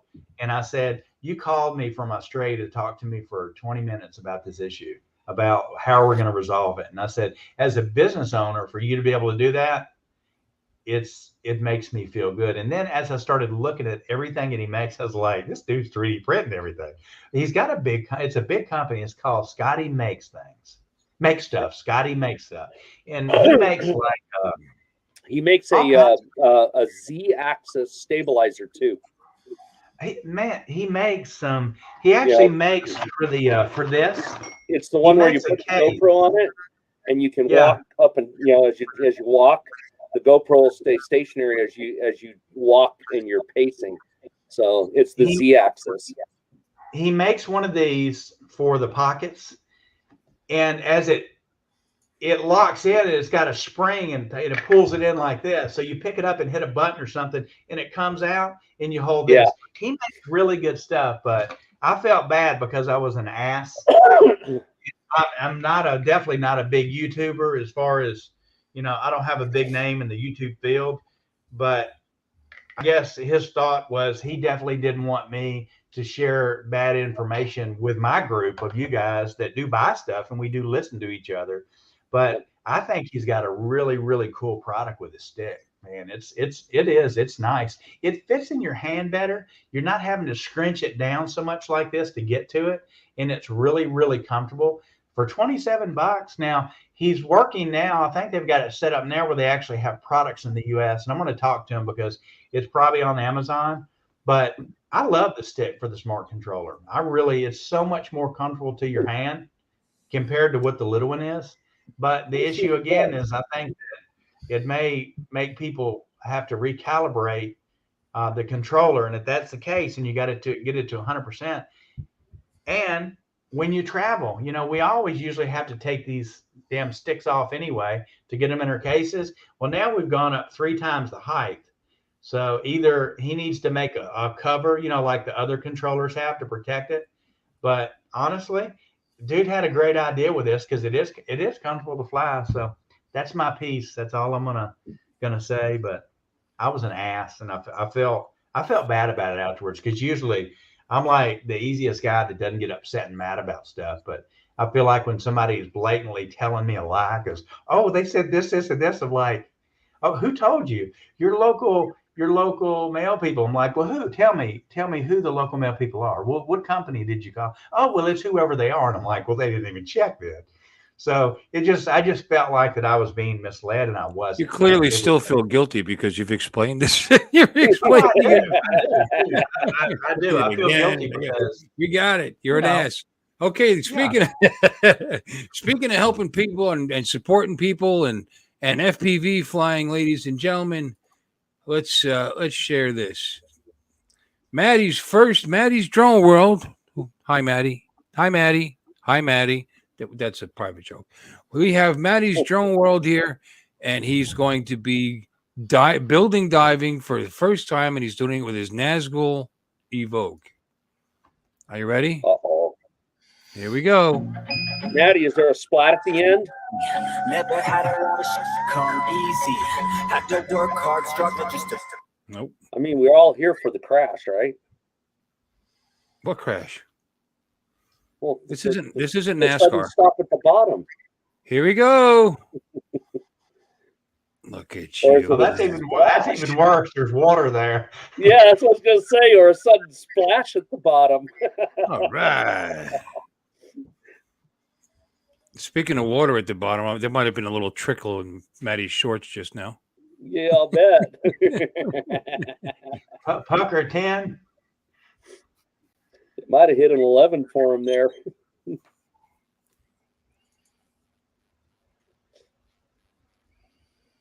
Is there an echo?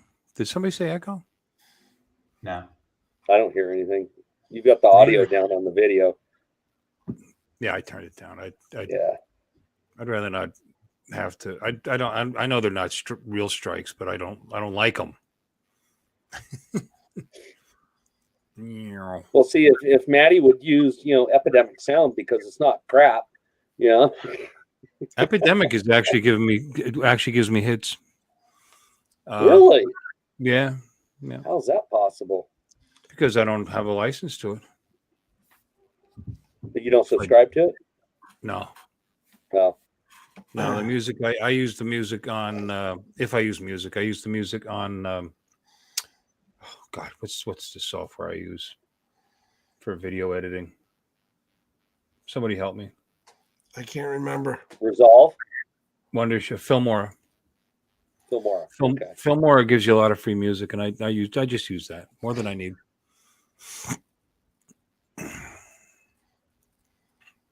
I'm about to have to, now I'm going to have to pay for a Google Workspace. I've been one of those people that was grandfathered in with when they first came out with the free version.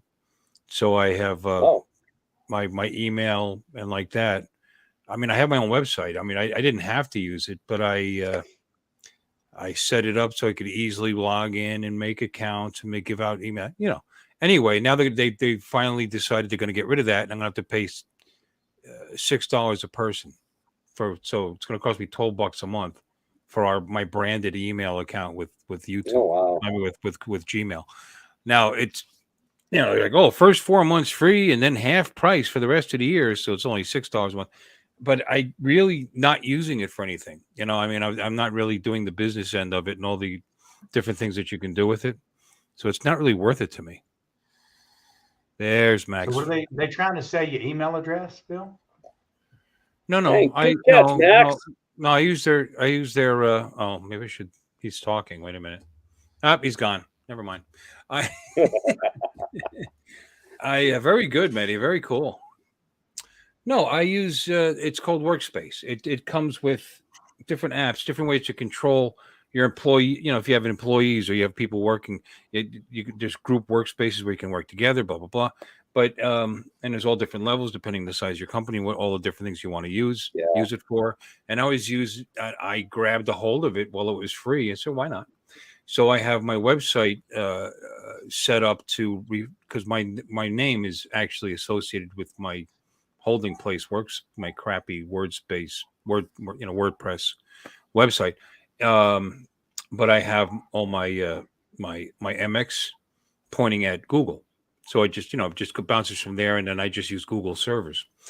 And but now I'm paying for it because I mean you can back out of it and get out of it and stop using it and just go right to my regular set up my mail server standard on my website and stop using Google or Gmail. But it's all tied together with my account, with my YouTube page and everything. And if it wasn't for this YouTube page, I'd say screw it, I don't care. I would just go through the email and make sure I saved everything I needed to save, and then it would be the end of it. But now it's associated with actually it's just the YouTube that well, you can change the email that's associated to your channel. I can't because because the type of account I have, it's a business account. It's tied to my branded email address. I actually looked that up and said, if you look at the instructions, it say, if it's available, you can change it. And I went in there and it's not available. It actually says you can't change this. Bastards. So what you can do is I can hold out and not do it. And then you get your name, you get on a waiting list for a free account. But I still afraid I'm going to lose everything. So I don't know. We'll see. We'll see. I'll figure it out. We'll just have to sick, Uncle Extra Medium on them. He's a pussycat. Doc, I'll tell you though, Google should do more to assist people. So when they have a question, it's not all a bot or something answering a question, because I ran into kind of a serious situation that I'm going to have to deal with sooner or later. Is when I did World Drone Community, I got my Travel Tech channel both. They're both hooked to a Gmail account. Yeah. And before I left the U.S., I bought a virtual number through Packet 8, which is a 615 area code. I pay $28 a month for it, and it goes directly to my cell phone because we got to have that two-step authentication to have stuff. I forgot to change the phone number on World Drone Community's YouTube channel in the Google account. So when I got over here and it said, "Oh, log into the account," I couldn't. And it said, "Not a problem. We'll send a message to your phone." It's like, I don't have that phone number anymore. It's a different number. "Oh, we'll send it to your email address." "Oh, I can't get in the email address." I am locked out of my YouTube studio on World Drone Community, which means I've got the World Drone Community channel that I'm having to set up. And then probably next month, I'll start telling people, "Hey, go over to this new link. And when I get all my subs back, I'll cancel it." No one can help me. I've tried everything. And they say, "Not a problem. Don't have a phone number." It's a pain. It's a serious situation. Surprised YouTube couldn't help you on that. You mean Google? No, YouTube. Because if they're you connected, can change it on. Well, that's what I'm saying. They might be able to unconnect it. Dude, I have tried. I even went and had my brother go down to the phone company and try to buy my old phone number. where he could put it in his phone and get a code one Right. time to get the number updated. I think we've got like maybe 400 subscribers on World Drone Community, which kind of sucks because it's taken us a year just to get to that point to Yeah. have to redo. But I don't care because I'm not doing it for the monetization part. But I would like to have control of it. So now and then, if we wanted to put a video on there, it took them through my StreamYard because it was already approved. So we can do streams forever, but I can never post a video unless I can capture that Gmail address back again to get into it. And it says, oh, we'll just send it to your Triple Tech device. I don't have it anymore. There's no way that I can get, I've tried everything. There's no way I can get into it. Oh my goodness. Yeah. So that's just part of it that, part of it that we have to kind of deal with. So it's on my next week's list that never gets done. Yeah, you ought to see my list. It's 3 Hey, pages, look here, dude. Doc. No, I'm serious. That's 3 pages. Oh, cool! You got it going there. Now I gotta assemble it. This is the carbon fiber sheets that I was telling you about that we cut. Yeah, that'll work. It's pretty solid. I've done good on these. We've sold about 50 of them. There's 3 or 4 groups here that have been buying them. So we're printing the carbon fiber for the top and the bottom now. Nice. So these are made from ABS. Okay, they're a little more brittle, but they'll hold up. Yeah, they hold don't up well flex because as much. The PLA just, when you try to print stuff, and then I've printed some other stuff that I'm not going to say exactly what it is because it's a project coming up. And I'm not going to say what it is. Doc will probably know when I show him a part that I'm dealing with, but I'm making something very special. Oh, yeah. We know precisely what that is. We'll talk later about that. But this is carbon fiber. So when it was printed out, I need to adjust my heat a little bit because I've got a little bit of stuff here. But when I get this done, I'm going to actually file it down. And there's no lines in it. Like if you take regular stuff here, did you see your lines? Yeah, you get the layer carbon fiber. The carbon fiber is just like you can see. It's like I'm going to stiffen it up. I'm thinking about maybe a little bit of glaze on the top, a little sand, a little fillable primer, and then paint it. Nah, it'll just add weight. I knew you were going to say that. Just sand it, squirt it with some clear lacquer. That'll give it a little bit of a crisp. No, just give it a shine. Give it a shine. Yeah. Wow, won't let me share that. That's weird. Uh-oh, I was just trying to Bill? show you guys that it says right here, the address to identify your Google account. To you and others, you can't change this address. And it's bill@runninconsulting.com. It's very disappointing. Oh. Yeah, and there's a convoluted way to take care of all this, but I'm just afraid I'm going to lose all my content. And the world would be a lesser place without it. I'm with you. It's hard. Absolutely. I mean, that's why I wish there was someone there that you could send a message to and come and say, hey, Bill, what do you got? Let's help. There's nobody there for Google. They don't want to help me with this. They want me to pay. They don't. You've had this for free for how many years now? No, you start paying. Hey, I was so desperate. I was going to buy AdSense account just to get a Google agent to call me because they'll call you if you buy AdSense account to put money to buy keywords. I was like, hell, I'll just put $50 in there to buy some keywords. The agent will call me, then I'll say, hey, I got you online. Can you fix this? And I was like, screw it, I'm not going to do it. I could just start all over again, I guess, huh? Wow. What's $12 a month? God. What's another $12? They 12 here, 12 there. And it was like I said, I set it up. I had 2 free. I still have 2 free accounts. The other one that's still in existence is Bowl FL. Bowl, Florida, bowlfl.com, which is a pretty good email address if you're into the business. But I'm going to let that die off because I don't actually own that address. That belonged to the company I used to work for. And Yeah, Kiddo Show says it. Yeah, Google equals Skynet. It's pretty close. hey, Alexis, welcome in. Hey, she's up late. It's 10:30 there. Yeah, I mean, like I said, it'd be really easy to stop using it. I would just change my MX records on my server to normal local mail server, paying for it anyway. But that's not it. Like I said, I would lose access to my Gmail accounts. I wouldn't be able to verify through email, or I guess I could. No, I couldn't. No, it would stop working. It'd get messy. Yeah. With all the passwords that we use, Bill, how do you keep up? And all of you, I guess that's a question. We have so many passwords to everything now. Some take symbols, some don't. Variations on a theme. Man, my brain. That's the only way I can do it. It's so hard to keep up with what it is when it used to be when I could use World Drone Community and Travel Tech both.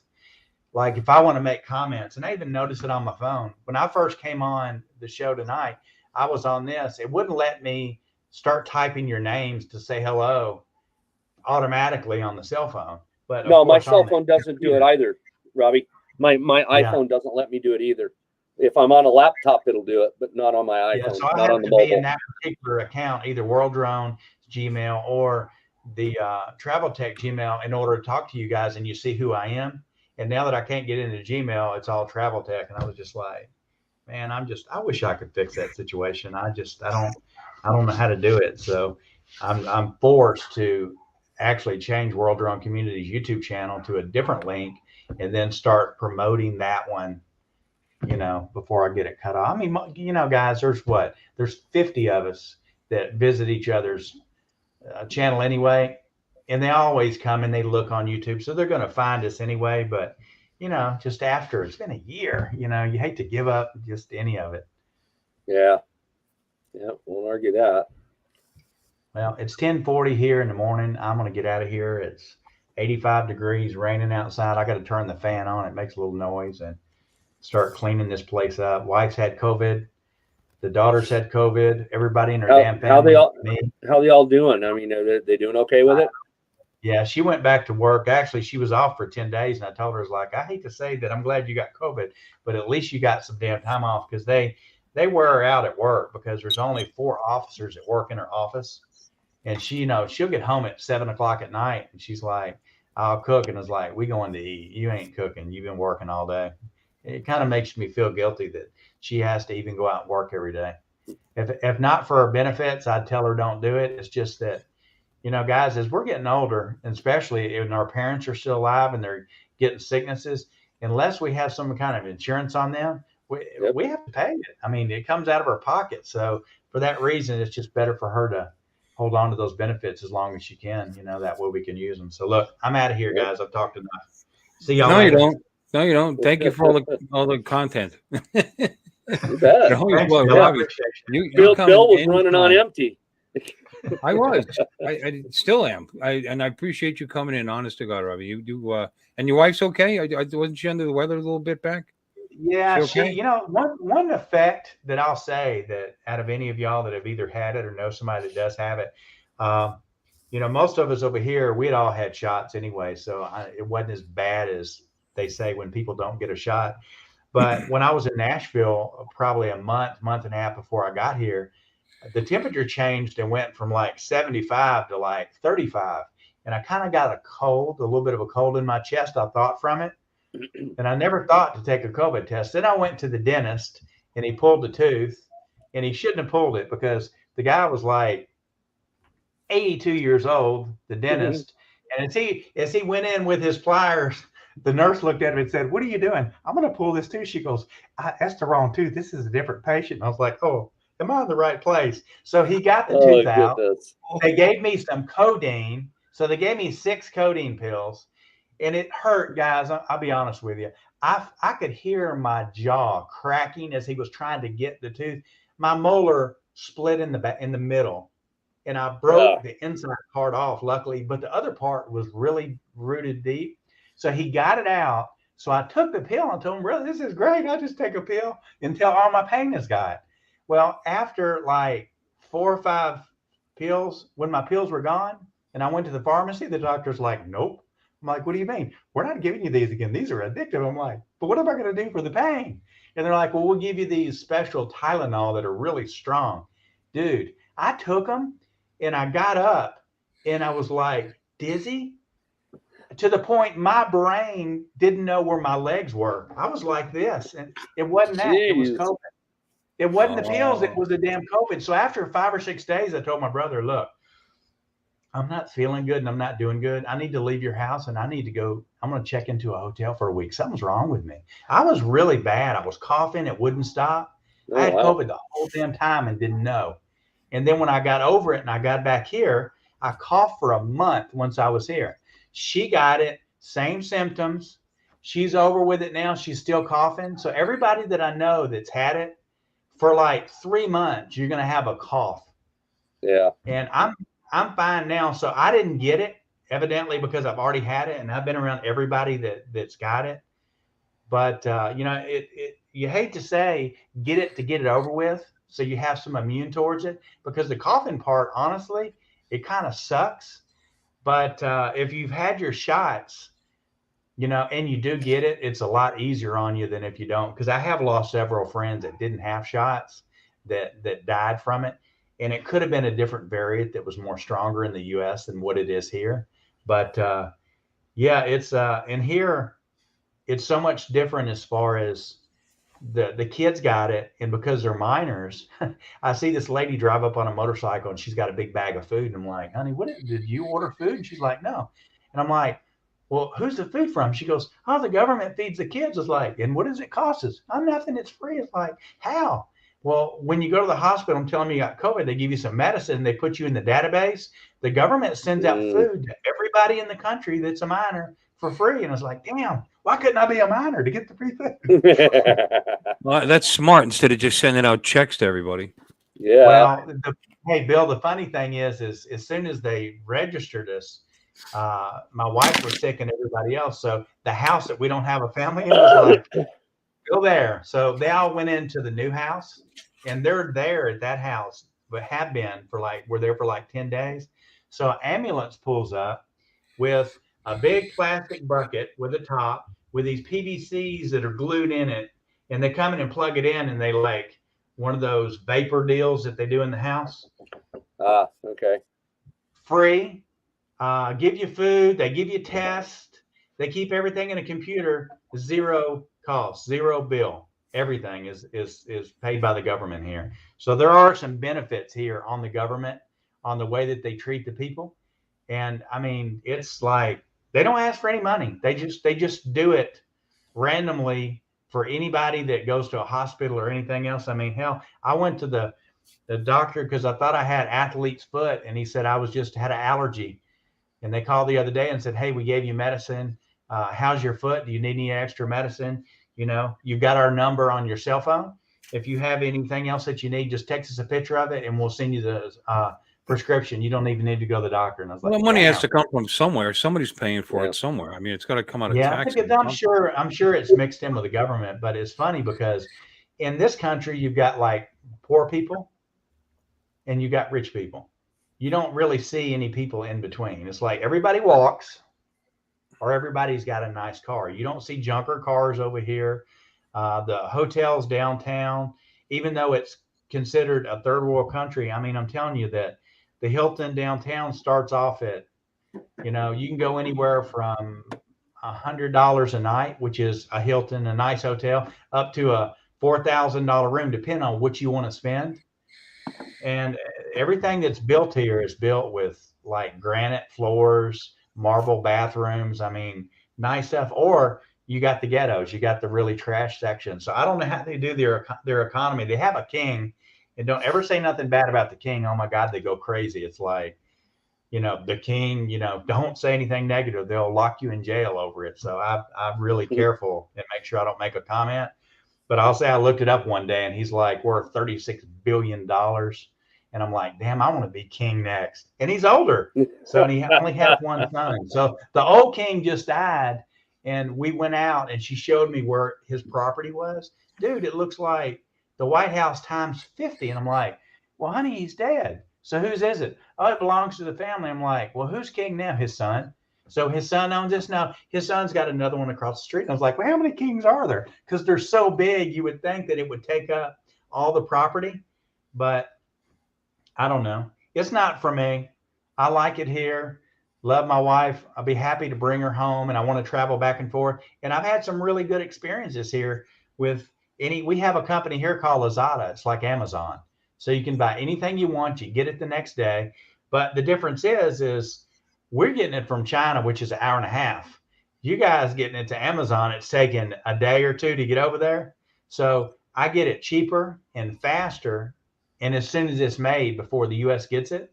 So it is a big advantage, but you have to learn to use a micrometer, because you can't go into a Home Depot type store here and say, I need an M3 screw. They're like this, screws over there. I'm like, why not have a sign? What the hell do you do? They don't help you with anything. So after searching for stuff, I was like, you know what? I just type it in the Google search, and Amazon brings it up, and Lazada brings it up here, and I just order it, and they deliver it just about free for the next day. So I'm trying to learn all I can learn here, who to buy stuff from. So as I go back to the US, I can have stuff shipped to the US, because I would love to be able to make stuff for this hobby, make some money, make a business of it, and then actually have jobs for Americans, not be paying the people over here to make everything for us. Yep. And that's always been USA's issue. I worked for Japanese companies years ago, and the Japanese guy, he was kind of rude with me all the time. And he started really picking one time, and he said, do you remember Pearl Harbor? You remember Pearl Harbor? And he would laugh. Oh, it pissed me off. And the last day before I left Japan to come home, he goes, oh, you remember Pearl Harbor? I was like, Pearl Harbor, Nagasaki, Hiroshima. Here, oh, yeah, Hiroshima, I remember. He was pissed.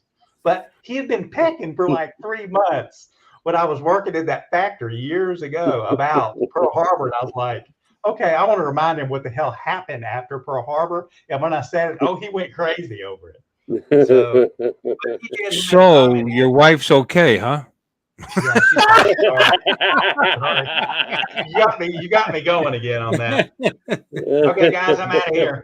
See y'all. See you, Night, Robbie. Night. Oh, good. Right? Robbie's Okay, having too much fun being retired over there. No, I don't know. I could stand it. And then that's the way it is in third world countries. So all the money's here and not down here. Yeah. And it's true. You go to many of those countries and it's like that. It's all one side or the other and nothing in between. Yeah. So, Philippines, all of them, It's US, Canada.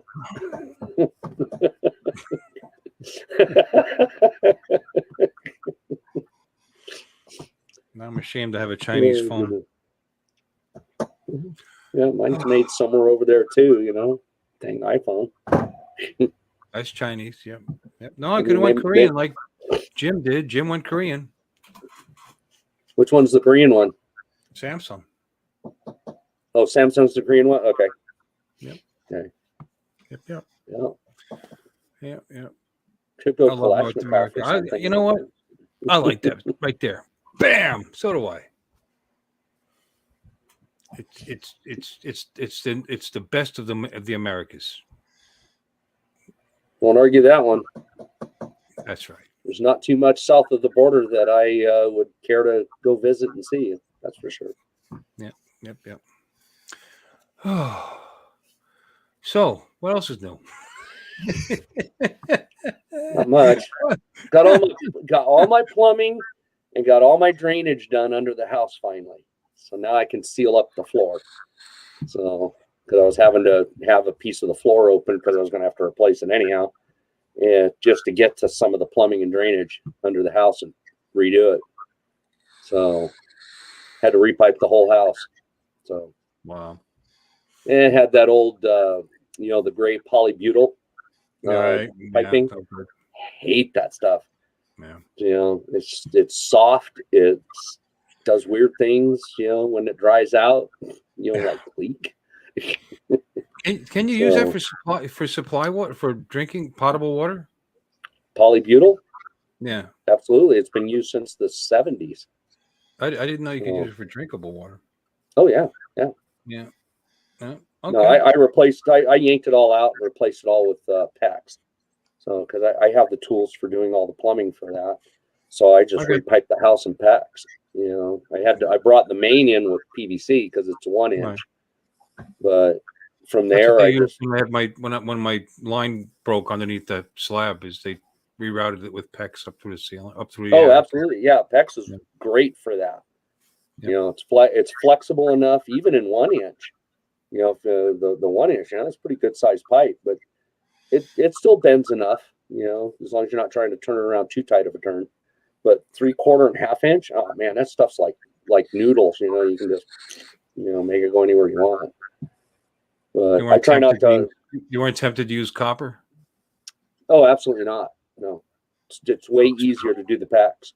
How expensive is copper now? I had a replumb. Real expensive. Yeah, I mean, a roll of 1/2 inch copper, soft copper. Yeah. I mean, we're talking like $500, $600, and that's like 50 feet. Hey, how you doing, Greg? Harley FPV's in the chat. Hey, Harley. I've got all the tools. I've got all the crimp rings, and I had a lot of the fittings already. I just had to get a few extra fittings, to do some special, because I had to go from 1 inch PVC and then had to put a threaded fitting in to go to 3/4 PEX with a 1/2 inch tap.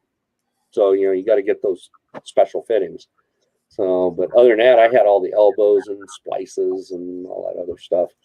So I try not to do a lot of bends in the PEX.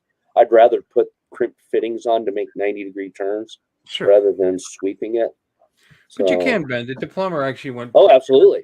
But I'll tell you, when PEX wasn't around, when I bought my house in Pennsylvania, it was an unfinished home. Guy was building it and didn't quite finish it, and I think he was selling bits and pieces of it to after he lost his job, because all the hardware from the windows was gone and whatever. But when he left, there was no pressure tank, so I had to buy a pressure tank for the well.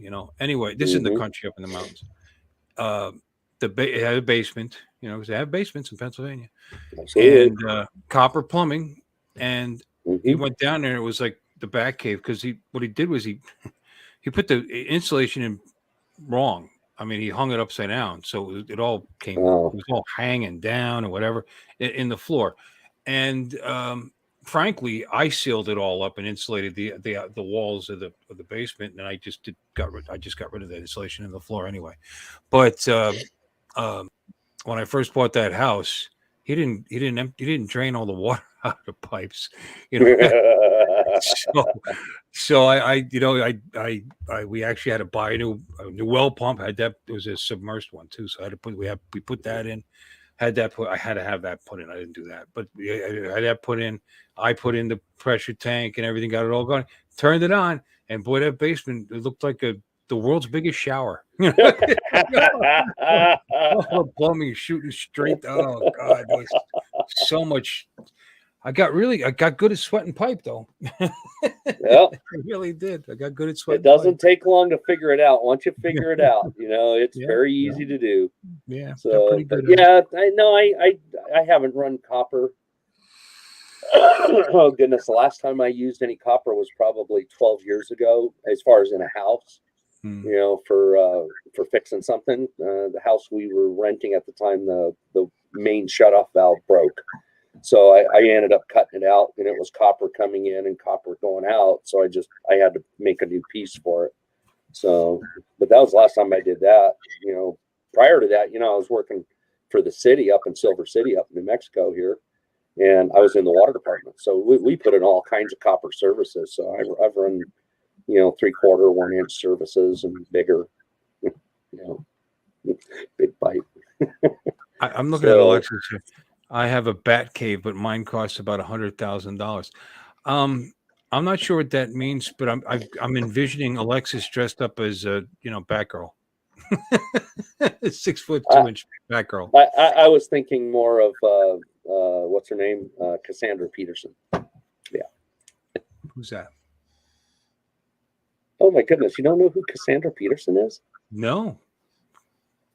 Oh, good Lord. Come on. I'll have to find out. I don't know. Let's find out. Cassandra Peterson.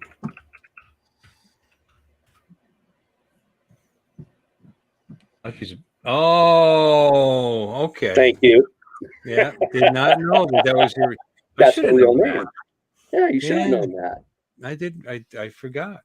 You know what was really cool is that she lived in the same city I lived in when I was growing up. She lived in West Covina, California.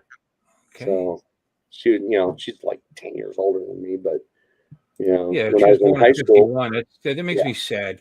I watch all these older shows and flicks and think, wow, that girl's beautiful. This girl's beautiful. That girl, and they're all bags now. It just makes me sad. The things they missed out on. Anyway. But yeah, that was fun doing. That wasn't soft copper. The only time I worked with soft copper is when I brought I had a propane stove range in the house, so I actually had propane tanks outside, and then I ran some copper for soft copper because it was legal then for a three brick heater, propane heater in the hallway. Okay. Yep, because electric heat in that house in Pennsylvania was. $300 something a month was a lot of money 30 years ago. Well, I mean, leaving the well, you have at least the wells over there aren't deep. Like I'm on well here. I've got the pressure vessel and everything too, but my well is like 400 freaking feet deep. Yeah, that's just what they are out here. Yeah, no, mine wasn't that. I mean, we were kind of high up, and mine was deep compared to other, say, Pennsylvania wells, but it wasn't 400 fucking feet. That's no. I think standard depth out here where I'm at, in this part of New Mexico, is about 400 feet. So that's just where the aquifer is. You get up like in Pennsylvania and places like that. The freaking water table's like 20 feet down. You put a well in, 100 feet deep, man, you got super duper clean water and all the water you can use. Yeah, mine was about 120 feet. Yeah, something like that. Yeah. But I was up in the mountains too, so I don't know. It was just weird there. Where we were, I had to go a little deeper than, like, say, if you were in the valley, Yeah. Well, depending on where you're at too, like if you're in the valley area, of up there in Pennsylvania, anything less than 250 feet, you can drill it yourself. Because it's considered a shallow well, right? And you can buy a home drilling machine that's on a trailer, that's like $2,500, and you can drill your own well down to about 250. Past 250, and you can't because you got to go with a much bigger drill bit because you got to go with a much bigger pump because it has to do with the head pressure, trying to pump the water back up. So you have to have a big enough turbine to be able to bring the water up. I mean, like our wellhead is they probably drilled an 8 or a 10-inch hole when they originally put that in, and then they set a 6-inch, well pipe and put a 4-inch pump in it. That's what you have to do. Florida, you don't have to go that deep. Florida, you just take a shovel and a bucket, right? Yeah. No, they do. You get a rabbit. Go ahead, make a hutch. Thank you. Okay, get out of here. Because my dad inherited his aunt's house when she passed, and I was taking care of it because I was way closer than he is because it was down here in Hope Sound, and someone stole the well pump.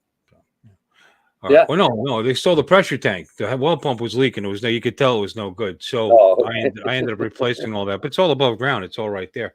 But so that they wouldn't steal that, I used these. What are they? They're expanding concrete bolts that you can't. You'd actually would have had to cut through the metal of the pump to get it off and make it useless. So, and that worked. But Well, see, like for Jim, you don't even have to drill a well. All you do is go out and siphon it off the roof, from all the snow up there. You have to just kind of melt it first, but right, Jim? You just kind of stick the wheelbarrow under the eave, and just kind of shake the roof a little, get a wheelbarrow full. A little water collection tank. That's what you need. There you go. I drove by a ski hill on Friday. They still had some snow on it. Oh, geez. Yeah. Yeah. Well, I'll make you jealous. It was 87 today. So they're still talking about Batman in the chats. Have you noticed this here? Apparently, Alexis is a big Batman fan. I didn't know that. And she sent you some pictures. Did you see that in the chat? I'm not sure what email address she sent it to because it's not in my inbox. Let me see. I don't have your email, so I can't even help you there. Let me see. It says Jim might Boshart. be the email to your might be your email to your YouTube. No, we've emailed before. I get her emails. Oh, okay. Oh, what's going on here? You got her email address. Never mind. Mike B says you should see her in her Batgirl outfit. Meow. Yeah. Wow. Wow. We need Artie's sound effects. Oh, yeah. Meow. No, it's still not there. Yeah, Alexis. Yeah. What's not to like about Batman? He's single, good looking, and a billionaire. Yeah. There they are. Might come second to like Iron Man, Holy lifting. I love that line with when he was talking to Captain America. That was the best. Yep, that's the line I'm thinking of. You're gonna share it, Jim? A lot of great lines in that movie. Morton Downey. Oh, just yeah. Perfect there. And Ryan Reynolds as Deadpool. God, I love those movies too. They're just too funny. Yeah, I was just talking to the wife about that. It's like there's some people they catch a character of a movie that is their personality naturally, and they don't even have to act. And they make that character happens, their personality. You can't replace them with anybody else. Nope. Absolutely not. Absolutely not. Yeah, he got it, Alexis. Yeah, he got it all right. Yeah. It's going to become part of his next video, Bats don't meow, they echolocate. Well, well, maybe he's a furry. The bats can, be whatever they want to be. Don't be judgy. A Furby? No. No, a furry. Oh, okay. Oh my God. What? I don't judge. Yeah, you wait. The next video we see Uncle Extra Medium, he's going to be dressed in a cat suit or something. What do you mean by that? Well, it'll still be Uncle Extra Medium, just in a cat suit. Anti-medium. Yeah. There's a thought for another character. Not that you need more. Anti-extra small or something, or anti-extra medium. You got the wig. Oh man. Oh God, how do you do that? It hurts.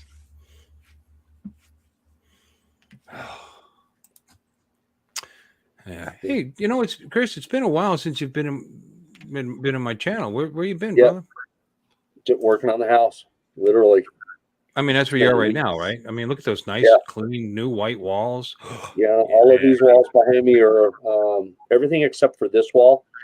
Well, I take that back. I had to replace 12 feet of that wall. That's the outside wall of the house.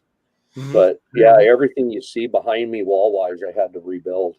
So, because it was all had black mold that high up on the walls. Wow. So, yeah, and the floor looks brand new. Oh yeah, no, the two right behind me, the 2 4x8 sheets of the floor I had to pull out because they were all rotted, from all that. So yeah. But I've got I had to redo all the heat ducting. I tried since August. I have called a dozen heating and air conditioning companies for like 3 months to get them to come out just to put new ducting in the house. Couldn't get them to come out. Not even to give me a quote. I got one company to give me a quote, and that was it. And then they wouldn't even return our phone calls. So I just finally said, fine. So I went down to Home Depot, Lowe's, bought all the stuff, ripped all the old ducting out myself, used the old ducting because it was that thin aluminum, that kind of funky octagon shaped stuff. I used that old aluminum with templates to make the new boxes that I put in for all the registers, and then used round insulated ducting and strapped it all underneath the house. So just built it all myself.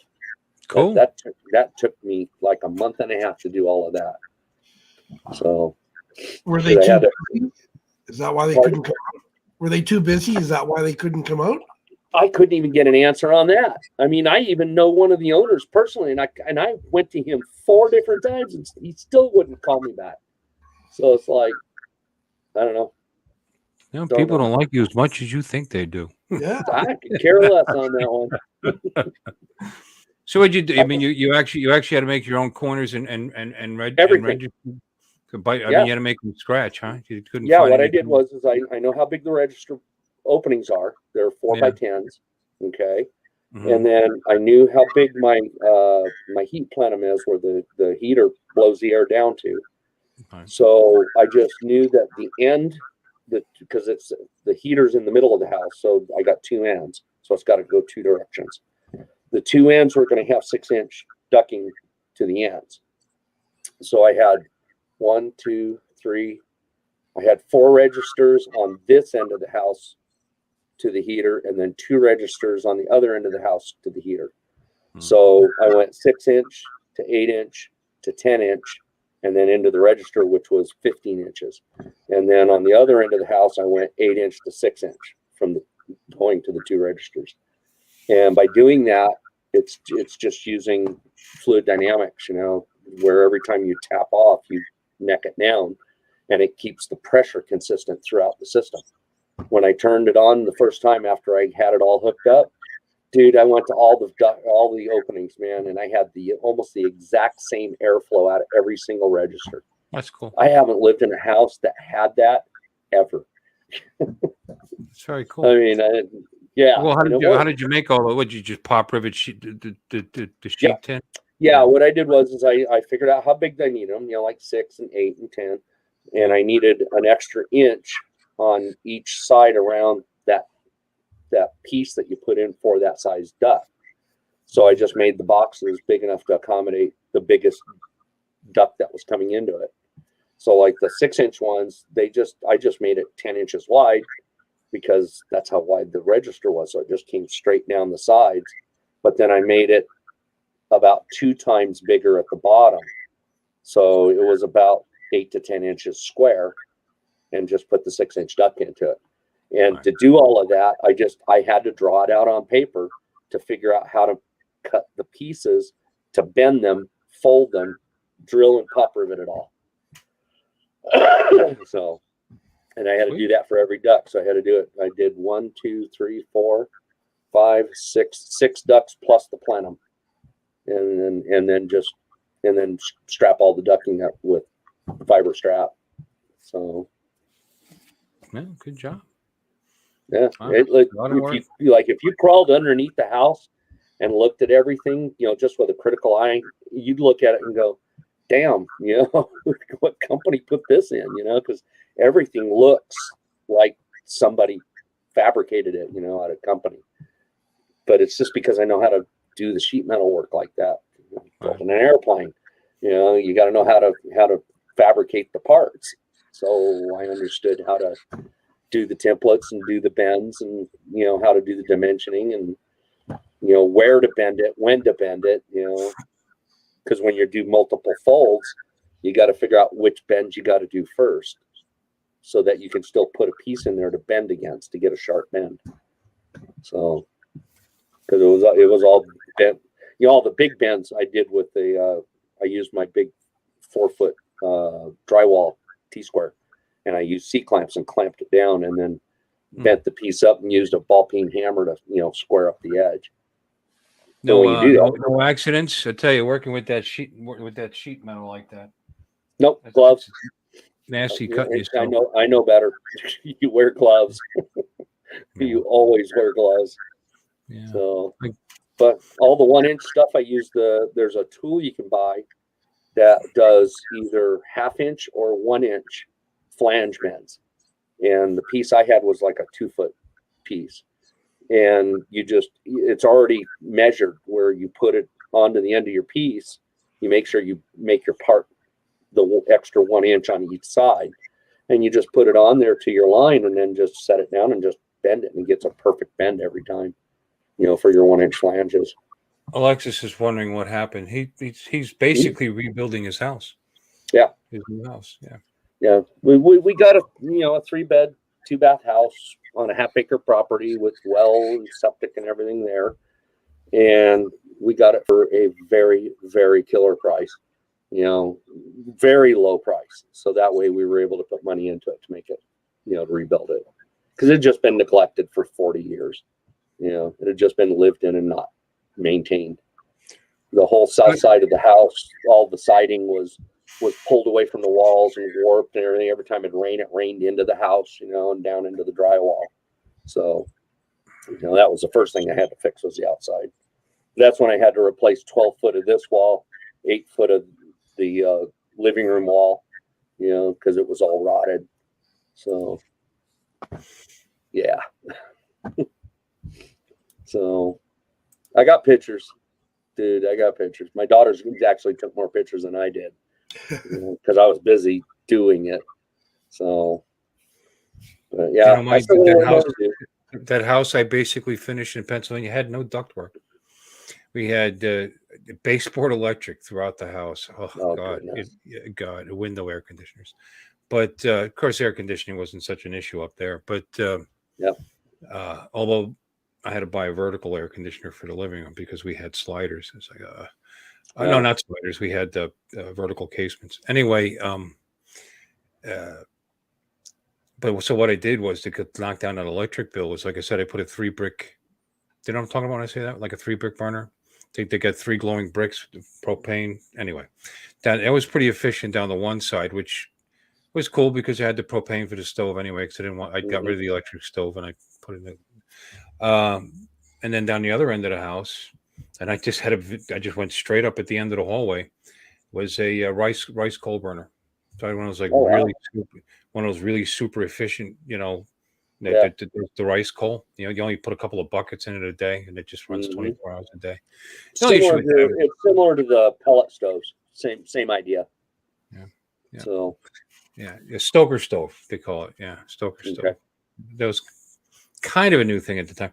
I mean, it's electric fed though. That's the only issue. And I never did get around to battery backing it up, which I should have. But power wasn't so much of a problem there. But pellet stoves are the same way. Yeah. Once you get a pellet stove lit, it takes power to feed the pellets at a given rate, to keep it burning. Right. It's like a little shaker. That brings it, but very, very slow. And what was also nice about that is I had a 125-foot driveway that at the top you could fit 6 cars. I mean, it was big, but it was a stone driveway. It wasn't paved, in the country. But I had plenty of ash to throw in that driveway in the wintertime, which was pretty helpful. Yeah. But it was interesting. And there was a chute right down there that when I had the coal delivered was delivered right there. And the chute was supposed to, at one point, was supposed to be stairs to come out of the basement down the one end of the house. And he never put the stairs in. He never put the door in. So I blocked it up, put a chute door there, and dump it in that hole right there. Yeah. And that's where I got my coal. So I basically built my own coal chute. But that works. It's what you do. What you got to do. Yeah, So, yep. And just the window AC was good enough. Like I said, up in the hills up there wasn't. In fact, one of the dumbest things I did was we had a built-in pool put, an in-ground pool put in. Got my 2.5 months of summer that I could swim in it every year. yeah, the rest of the year it's got like 2 inches of ice on it. Yeah, ice skating rink. Yeah, that's about it. No, I can relate. I have half my family's from Rhode Island, so they're up in Providence, so they get all that cold weather stuff worse than we do. Do you have central air there at the house? No, the venting is just for heat. It's just heat only. Yeah. Out here, we're in the desert, so for out here, God, a window swamp cooler is more than enough. Most of the time, you get like 2-3 weeks out of the year that it's just miserably hot, even with the swamp cooler going. But other than that, even though it might be 80, 85 degrees out, it's like 8% humidity. It's just dry, so it's just more than bearable. So, I'll take 90 degrees and 8% humidity over 75 degrees and 90% humidity any day. So, well, 70 is pretty cool. I've discovered that now. When my house gets down below 75, I'm cold now. I fluoridize. I guess you have. Shoot up here. I woke up and I was like, God, it's chilly. And I looked at the thing, 74. What the hell's wrong with you? And it's just been this last couple of weeks. It's gotten above freaking 50 degrees out here. You got to remember, even though I'm in the desert, I'm in the high desert. I mean, we're between 4,000 and 6,000 foot elevation out here. Right. So when it gets winter, it gets cold. It doesn't do a lot of snowing, most of the time, but it can and does. But most of the time, it's just cold and windy. So, and that wind will go right through you out here. I mean, we had just this last week, we had 3 days of just dust storms, 30, 40, 50 mile an hour winds just blowing dust. And there's nothing you can do. You just stay inside and wait till the weather changes. So that's all we do out here, and that lasts, maybe 3-4 weeks and then it's done. So like we probably got another week or two of maybe some high winds coming, but then we'll have the rest of the summer will be hot. And then when it decides to get humid, we'll get some thunderstorms that'll be up in the mountain areas. We might get a little bit down here, if it swings far enough south. Like last year, it swung south pretty good. We had some pretty big thunderstorms come through here last year. So, but most of the time, we might get a few, short-lived.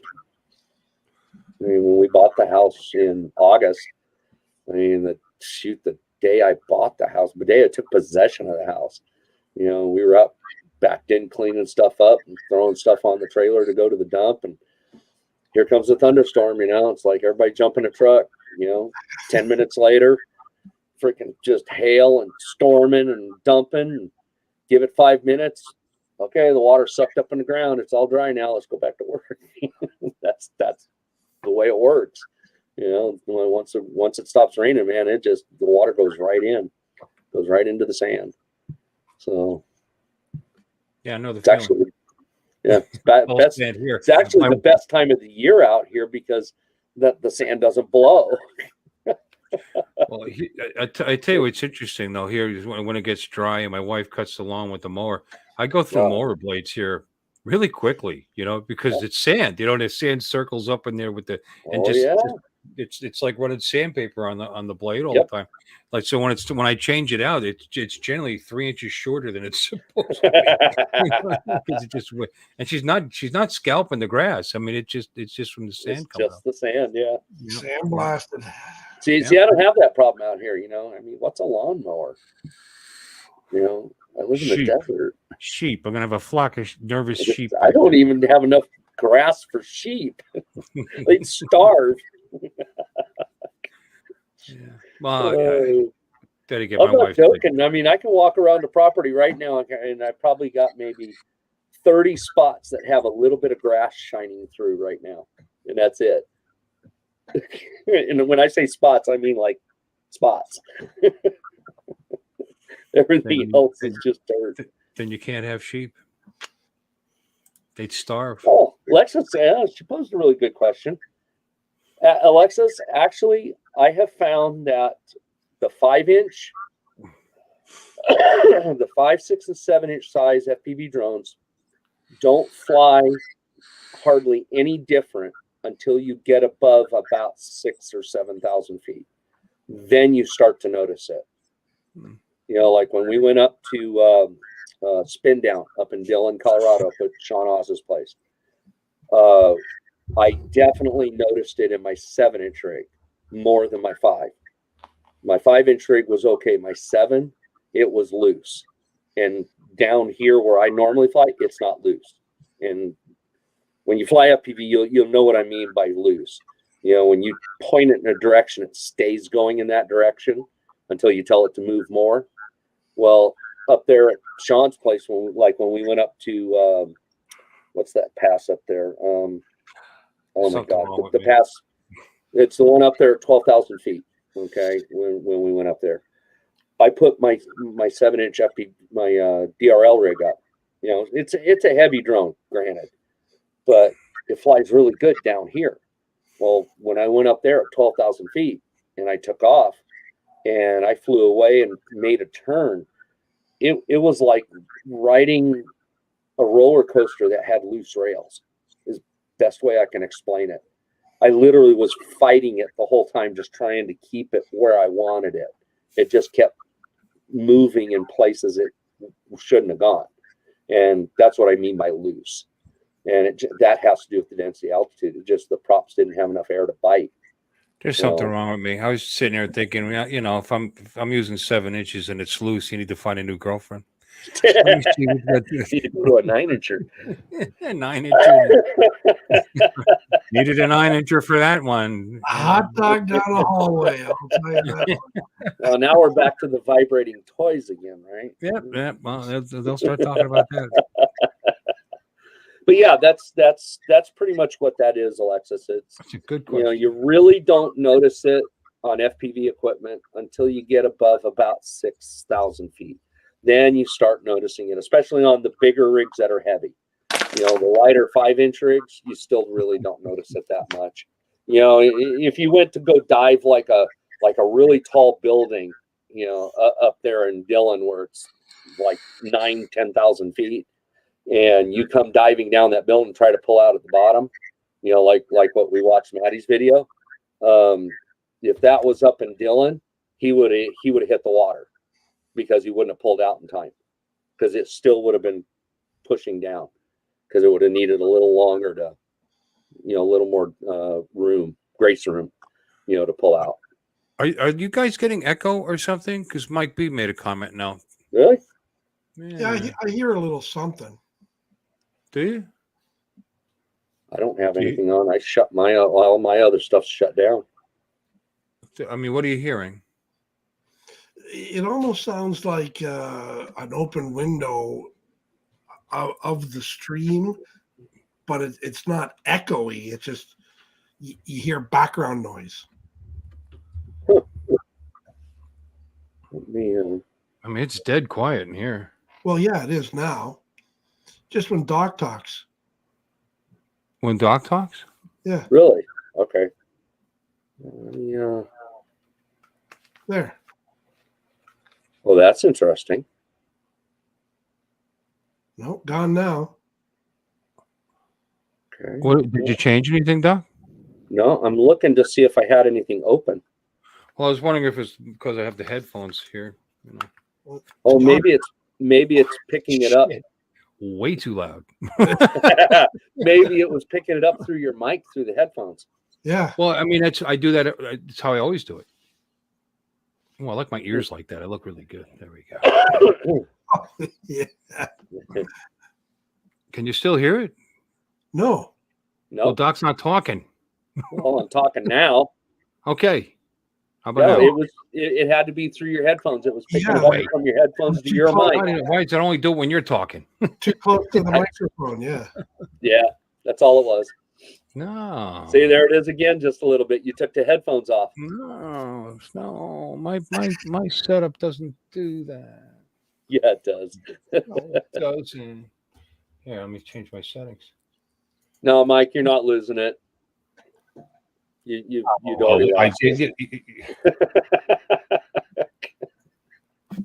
Don't you know. We've already lost it. I was gonna say, if you're I losing, mean, if you saw some of the things that I've done in the past, and see some of the things and ideas that I have for the future, you would think I'm a lunatic for the kind of things I would like to do. So, I mean, give you an example. I was sitting in the living room watching a YouTube video of a guy he's a student pilot, right?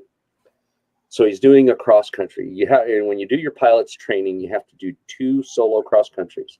One has to be 50 miles or more, and the other one has to be 150 miles or more. I think it is. They call it a short cross country and a long cross country. Okay. He was going to go do a short cross country, right? Well, when I did my pilot's training, I did it all up in the high desert out in California. Well, anytime you fly in the high desert of Southern California, unless it's between 6 and 8 o'clock in the morning during the summertime, it's got wind. And I mean, not 5 mile an hour wind, not a little gusty wind here or there. No, we're talking like 15, 20 mile an hour consistent winds, gusting to 30. And that's just what it is. You just deal with it. And that's the way it is all the time out there. And this guy takes off from this airport and he's complaining on camera, oh man, this wind's kind of, this is a nasty crosswind. And I'm looking at the background, and as he's taxiing down the taxiway to get to the other end of the runway, I'm looking at the windsocks that are out there, right? There's 3 windsocks that he taxis by. And every single windsock is like hanging straight down. And I'm like, crosswind? What the hell are you talking about, boy? And then he gets up in the air and he's flying over to the other airport. He's going to go short to one airport, and then there's going to be a long run to a long airport and then come back, right? So he gets over to the other airport, and you call and get the weather report, and this other airport happened to be a towered airport. So he got the call back, the winds are this, and this at this direction, right? And he's talking on the camera again, and oh man, that's a 7-knot crosswind. Man, that's going to be a rough ride.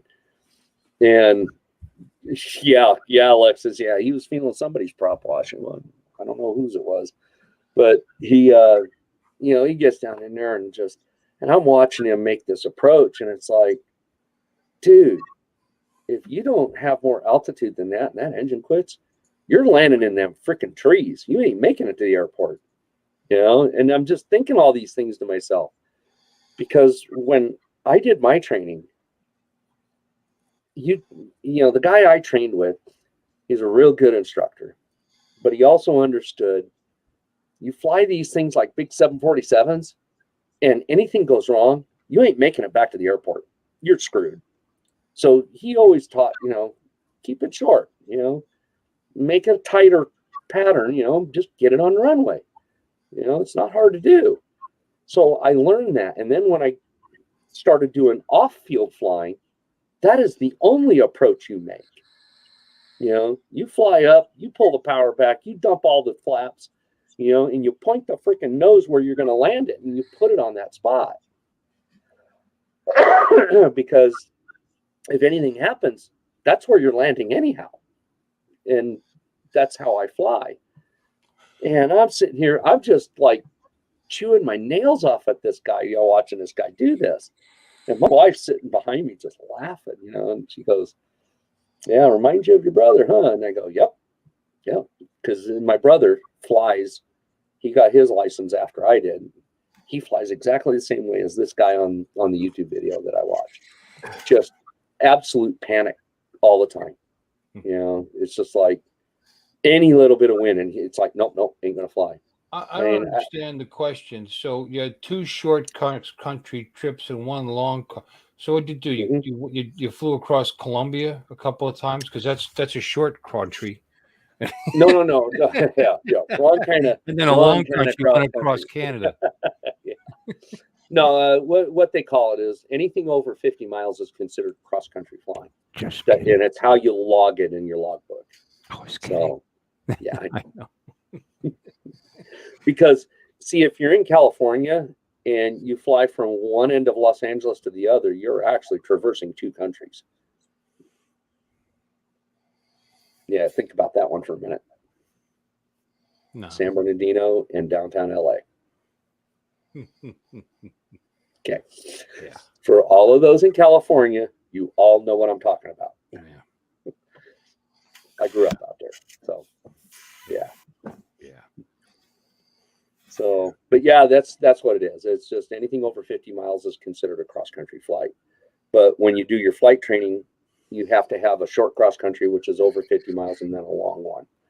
So, like, I had to do my long one twice because my first one that I did, the instructor didn't explain it fully to me as to the total miles I had to fly on my long cross country, and I came up like 5 miles short. So I had to redo my long cross country a second time. So that was just part of the game. It happens. So I ended up flying to Jean, Nevada and back. No biggie. There. Yeah, see? It's all gone now. It was never there. It was never there.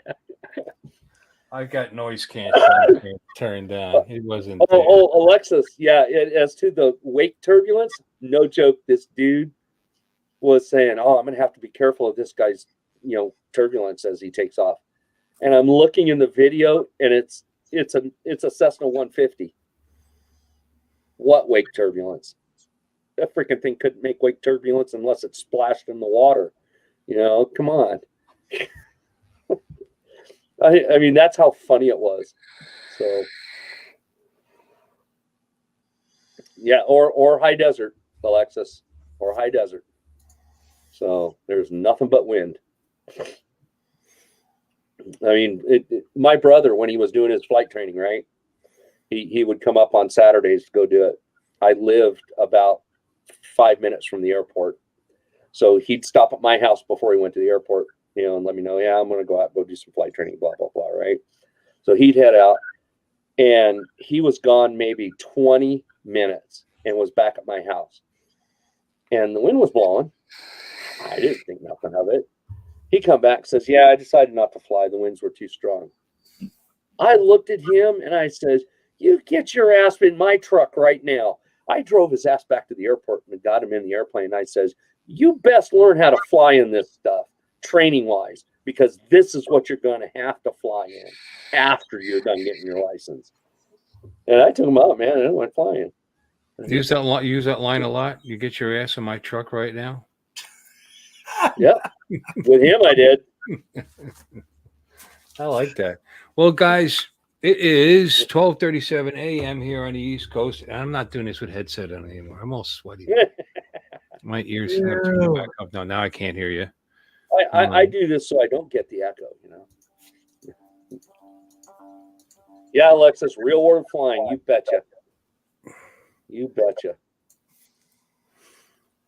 The kind of flying I like doing is what Trent Palmer, Mike Patey, Steve Henry, and all those guys do. That is the type of flying that I like to do.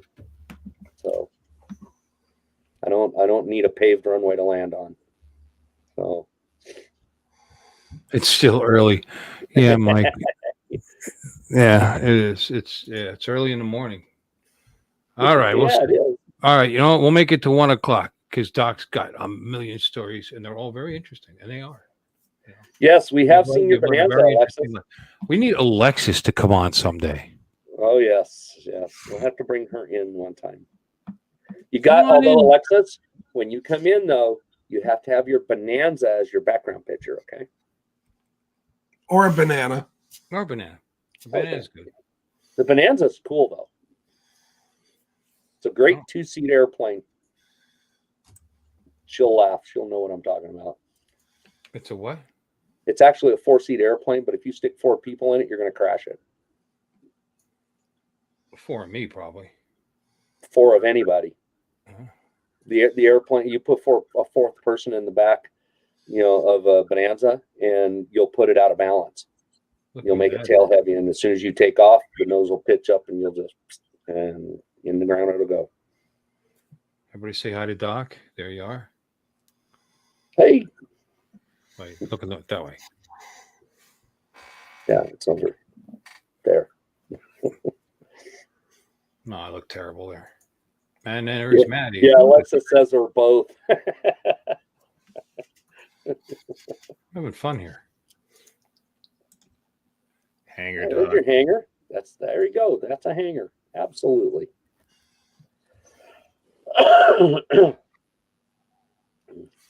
Yeah. Alexis has a 20-gallon ox tank in the luggage compartment. Yep, that definitely takes up the 2 back seats, and you're done. Without a doubt. Oh, she's looking over your shoulder, Bill. You're in trouble. And she's gone. Like that. Isn't your bonanza, Charles?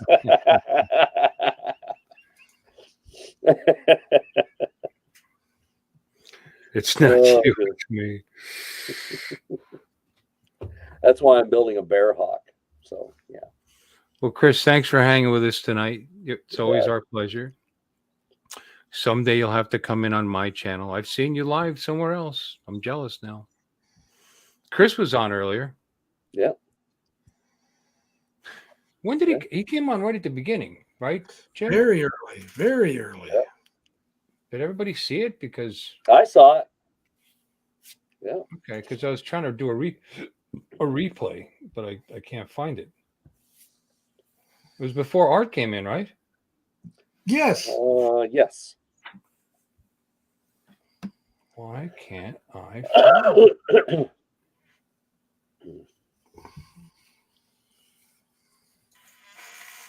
Well, you ain't gonna be able to replay it while you're still alive.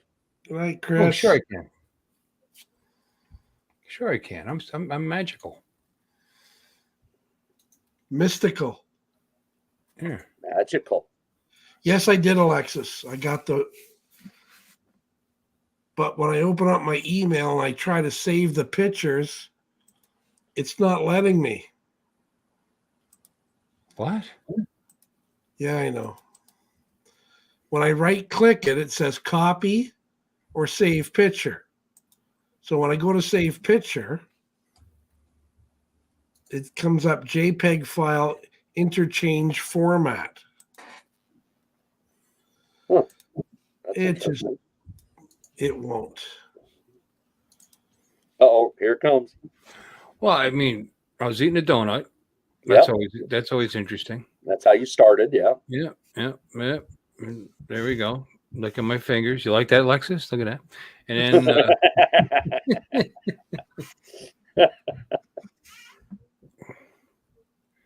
okay. I mean, this was right at the beginning of the show, and I was trying to, scroll around, and it must have been so short. I don't know. Because look, right there's Artie. Oh, can you see? You know what? Maybe it was right after Art. Because he was right towards the beginning. Oh, there it is. Art was in the program. Yeah. Okay. There you go. Yeah. So it's like in the first 2 minutes? Here we go. Get a little audio. 10 minutes? 20 minutes? Holy smokes! Hey, there he is. Howdy. Look what's behind me. I know you got a nice totem pole thing going on there. About 75 feet right there. I've seen that in your videos, right? Yeah. That's sweet. It's a lot bigger in person. She said. They always say. Well, that's what we say. Absolutely. Us poor white boys. Look how good you look, Chris. Let's get over the center of it here. Look at that. See, there's the proof. Chris, it's been so long you've been on my show. I forgot what you sounded like. How's that? That's very cool. Cool. Carve your initials in it. Oh yeah, that's a good idea. Well, What? It's They nice did. out here. Can't we do it? Oh, there you go. You know, does it I bother can't anybody reach the wood. that he had a knife ready that quickly? Oh, that's what she said. Absolutely. Oh, It's all metal at the bottom. Bill, what do you mean? You don't have a knife ready all the time? No. Yeah, I guess people would actually do something ridiculous like that, Yeah. especially Canadians. You know, they're disrespectful. Oh, like What? clowns? hey, Oh yeah, those are it's not the a Chevy safety, Chevette. that's Bro. a safety knife, Jim. Yeah. Okay, guys, I'm heading home. I'll catch you on the live stream at the house. Okay. Yeah, but I wouldn't do that for you because your connection here is spectacular. When you That's get what I'm back to the house, it's going to fall to shit. I'm using the phone right now. Yeah. Yeah. We'll be Crappy here. Wi-Fi. Well, That's very cool. Well, you should share your cell connection and just use that because you're spot on. You only get so much hotspot though. I'm not quite sure how that works yet. he's back in the chat. Very cool. Thanks for sharing that, man. That's awesome. All right, man. I'll catch you guys in chat. Okay, sounds good. Okay, bye. Bye. There it is. Yeah, And yeah, might be if you painted your pole up like that in the picture, well, maybe somebody would. The show is so great. We're showing reruns of it even before it's over. Yeah, I know. Just the highlights, you know. Yeah. Look, is Robbie still in the chat? Robbie, how's your wife? No, wait, no.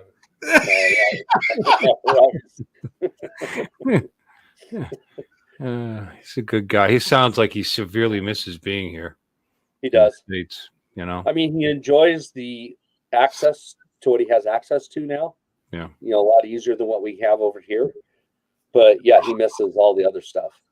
I thought I was going to go off the air, ladies and gentlemen, but that's not going to happen because here we have Alexa.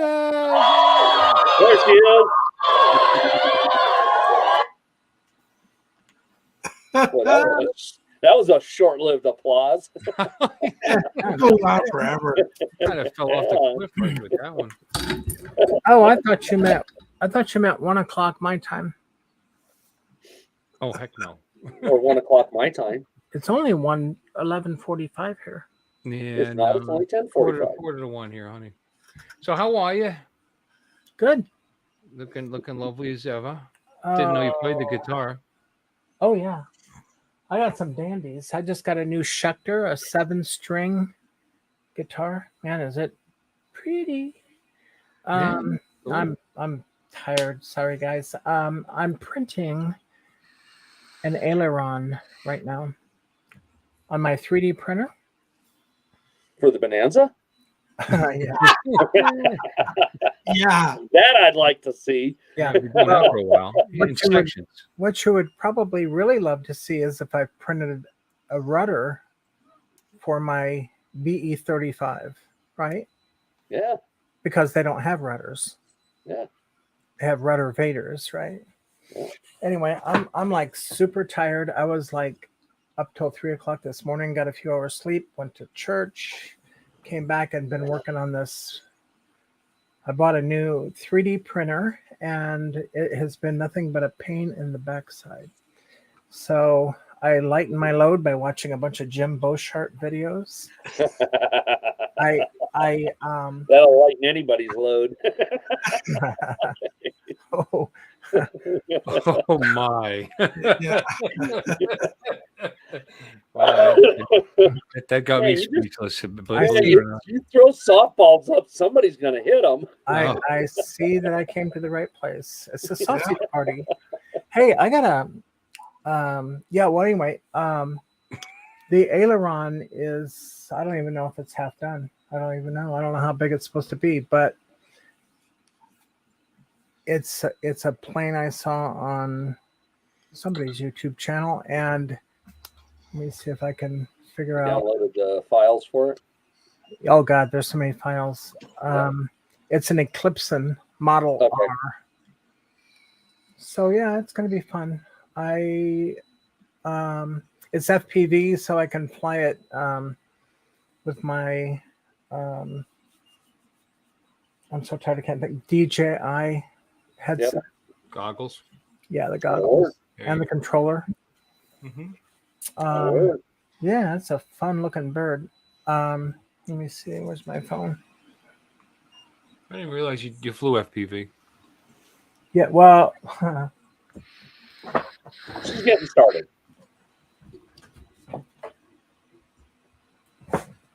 this is one I haven't flown yet because I just got the battery. Just got the batteries. Yay! This is my Drib from Rotor Riot. Is that the Skyliner? Skyliner. Yep. Okay. There you go. Yeah. That'll So work. I haven't flown it yet, but Is that the yeah, that's the HD version. Okay, so it's got the whole setup. yeah, Okay. I'm not gonna, and I'm only gonna fly digital. I don't like what I've seen from analog. It reminds Surprisingly, me. I have no problem with either. Child. So I'm sorry. Reminds I me. have no problems flying with either. I fly all analog. Oh, So, really? Yeah. Yeah, I don't like the way it looks. It's all like scratchy looking, and it's like watching TV back in the 60s. It has to do with the antennas mostly. 'Cause Well, most of my stuff never if I looks do like digital, I don't have to worry about that, right? that.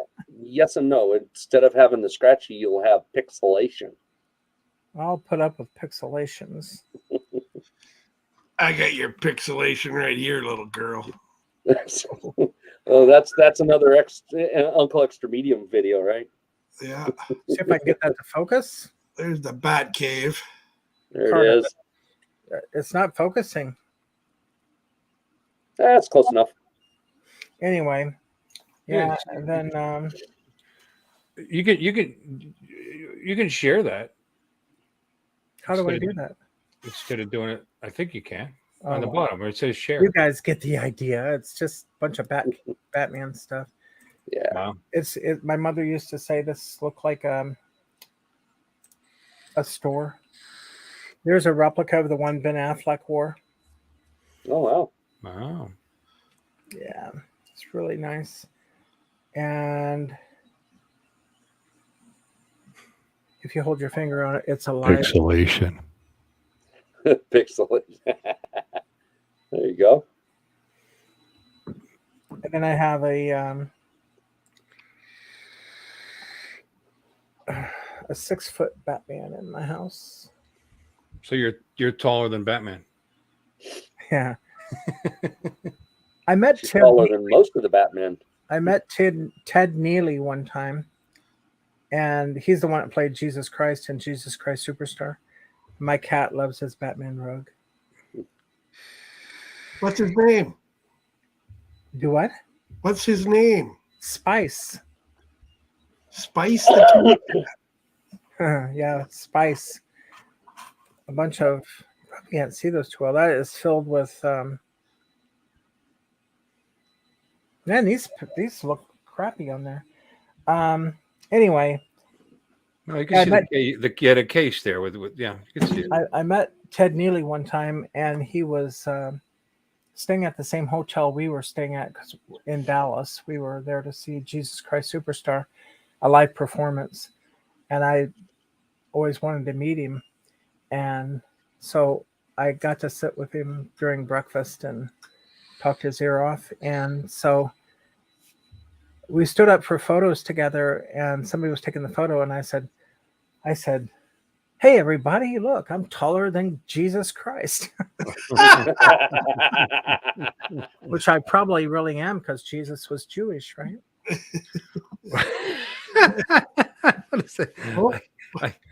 And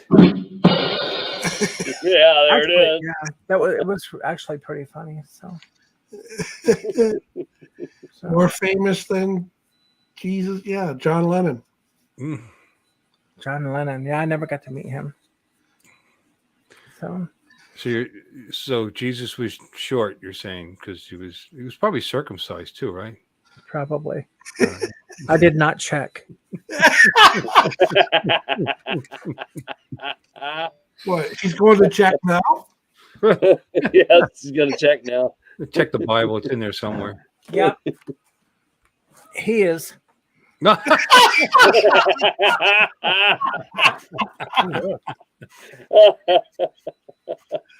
And he's damn good looking too, isn't he? Well, he was then. He's getting.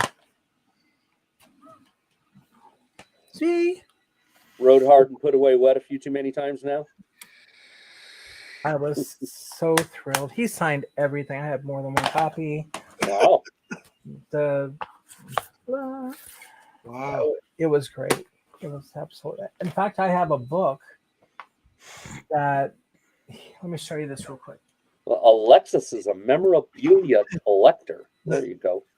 Really? Y'all are never going to get to bed now. Did he sign the Bible? That book? No, he didn't sign. I didn't take my Bible. A Jesus signed Bible. That'd have some. Yeah. value. That would be yeah. So this book here, he goes. Well, you can see the price here. It was only $1. No, wait a minute. What does this say? $3 and something, I think. It's kind of dark in here. $3.95. But this was back when I was 13 years old. I mean, this was 1971. You can do the math. So anyway, say that was in the 70s. Yeah. Yeah. I started my flight training when I was 13. So this summer it's been 51 years since I started my flight training. Oh, wow. So anyway, up here, he signed it here. So that was cool. There you go. It's very cool. Right? But How about that? he was a really good friend with Carl Anderson, who played Jesus down here, the black dude. And he actually teared up when he was talking about Carl Anderson because he died early in life, and it wasn't from hanging. That's terrible to say, right? Wasn't from what? Hanging. Oh. Well, Judas hung himself. Oh, okay. Gotcha. It was a joke. Don't show this to Ted. He'll kick my butt. So anyway, but yeah. Pretty sure he won't see it. How did I get off on all that? Batcave. Jesus in the Batcave? Okay. Yeah. Funny. Sort of started. I guess so. Yep. So anyway, yeah. So I'm printing this. I wish I could show you. It's an Ender 3 Pro. Okay. If anybody has 3D printing, it's an Ender 3 Pro 3D printer. A lot of guys are using Enders. That's what they've been recommending because They're I've been toying with the idea of getting something. Just so I have something else I'm not using. When I get time and get room, I'm going to get the one Robbie's got. It's like the next step up from those. So just to kind of have something a little more solid. Like. Yep, those are good ones. The bed. They just take a little. Yeah, they just take a little tinkering, to get everything set right. And then once you got it set right, then it'll do good.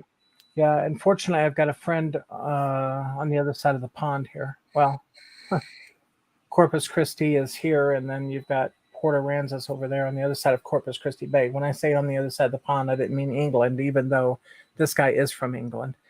But that's not confusing at all. Not at all. That would be the bayou. Talking about the Gulf at where you are, Bill. The Gulf? Gotcha. I should be talking about the Gulf because that's the other pond. That's right. But that's not what you're talking about. No. So no. Okay. Bill would be in the sand trap. Yeah.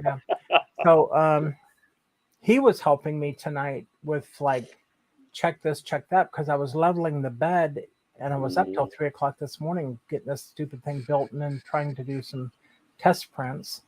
And then I downloaded the files and I was like, okay, and then I have to convert the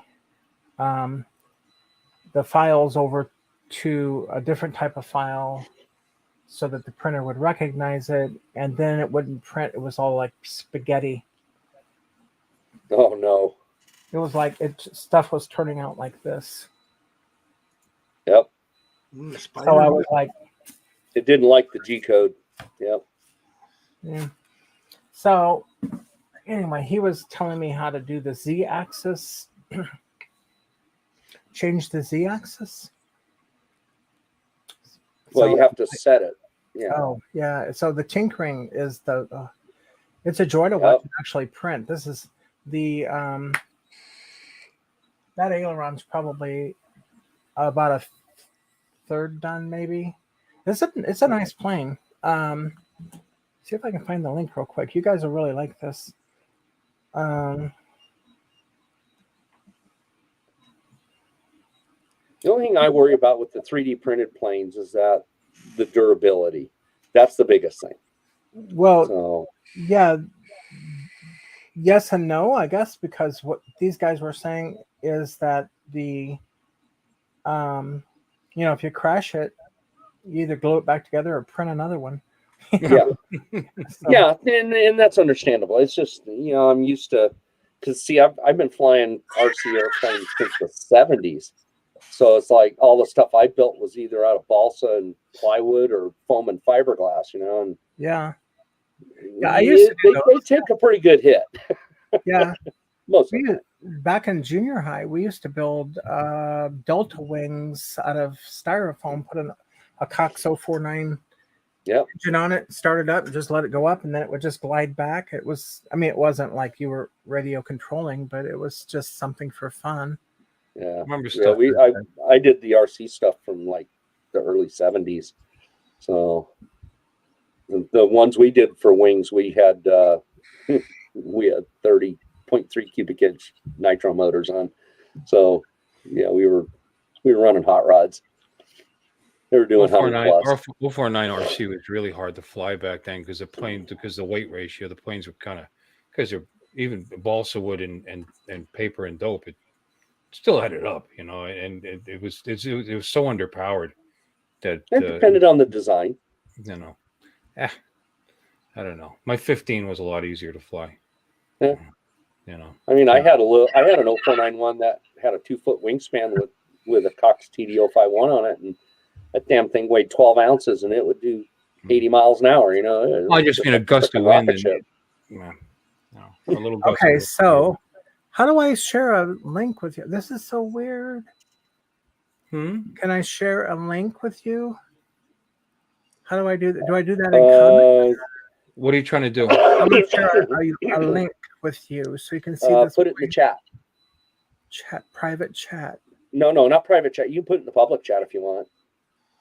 In the but comments? If you want to or if you want to put it in the private chat, you can put it there too, and then Bill can get to it.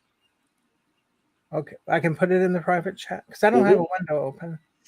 Yeah, you can put it in the private chat. Okay, here we go. Bill can get to it. Okay, Bill. There you go. That will show you what I'm building.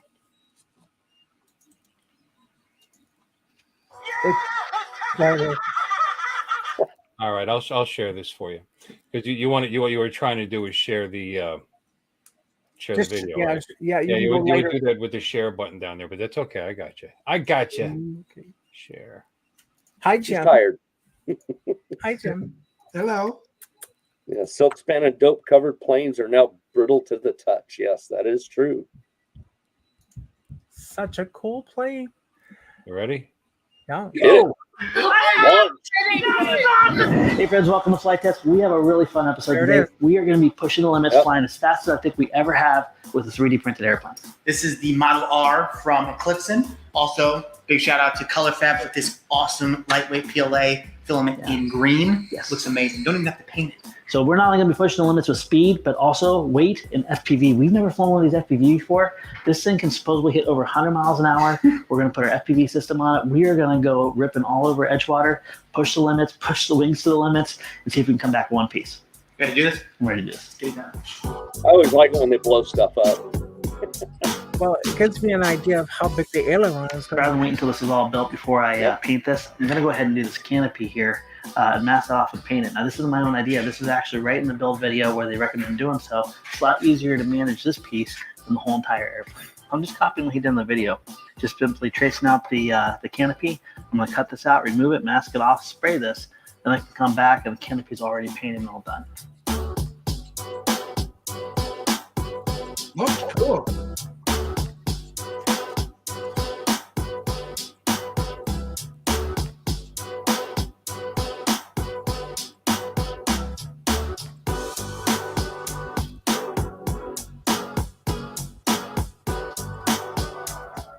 I tell you, every single one of these Every single one of these that I build, like, steps up. I remember the very first one with tape hinges, and now, I mean, there's just no way you could repeat these lines with foam board or even with balsa. Right, And feel the weight.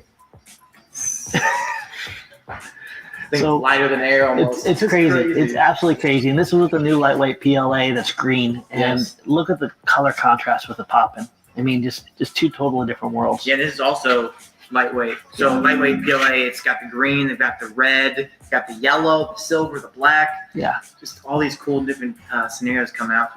Now, Alexis, are you using the lightweight PLA also? You have to just. Go ahead, ask her. Is that what you're using? Are you going to use the lightweight PLA also? I'm using. No, I don't know what they mean by the lightweight. I guess it's lightweight. Well, no, that's a special kind of PLA. Yeah, it actually says LW dash whatever green. Let me look real quick. I don't know. It's 1.75 millimeters.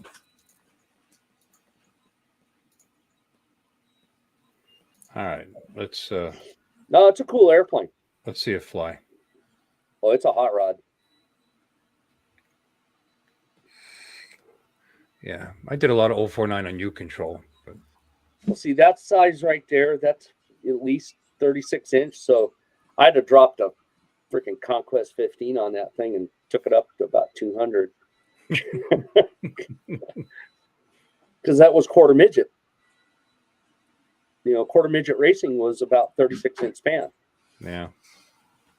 Formula One. You put a full horsepower motor on that thing with a 15 and just ripped the wings off. That was the Formula One. Formula One was 50-inch wingspan, and the aircraft had to weigh 5.5 pounds minimum weight, and it was sporting a 0.4 cubic inch, 2.5 horsepower nitro engine on it that was turning almost 30,000 RPM. So yeah. That plane, that FPV following it's pretty good too. Yep. Great. I don't think this is lightweight. It's hatchbox. Yeah, no, that's standard PLA. Yeah. Yeah, that's what I thought. This is god awful. Yeah. It'll just be a little heavier than what they built theirs to. I made Johnny Alfonso, the reason I have yellow. I made him some elephants. He loves yellow. It's his favorite color. So I was making elephants one night, and he said, "Oh, I want an elephant."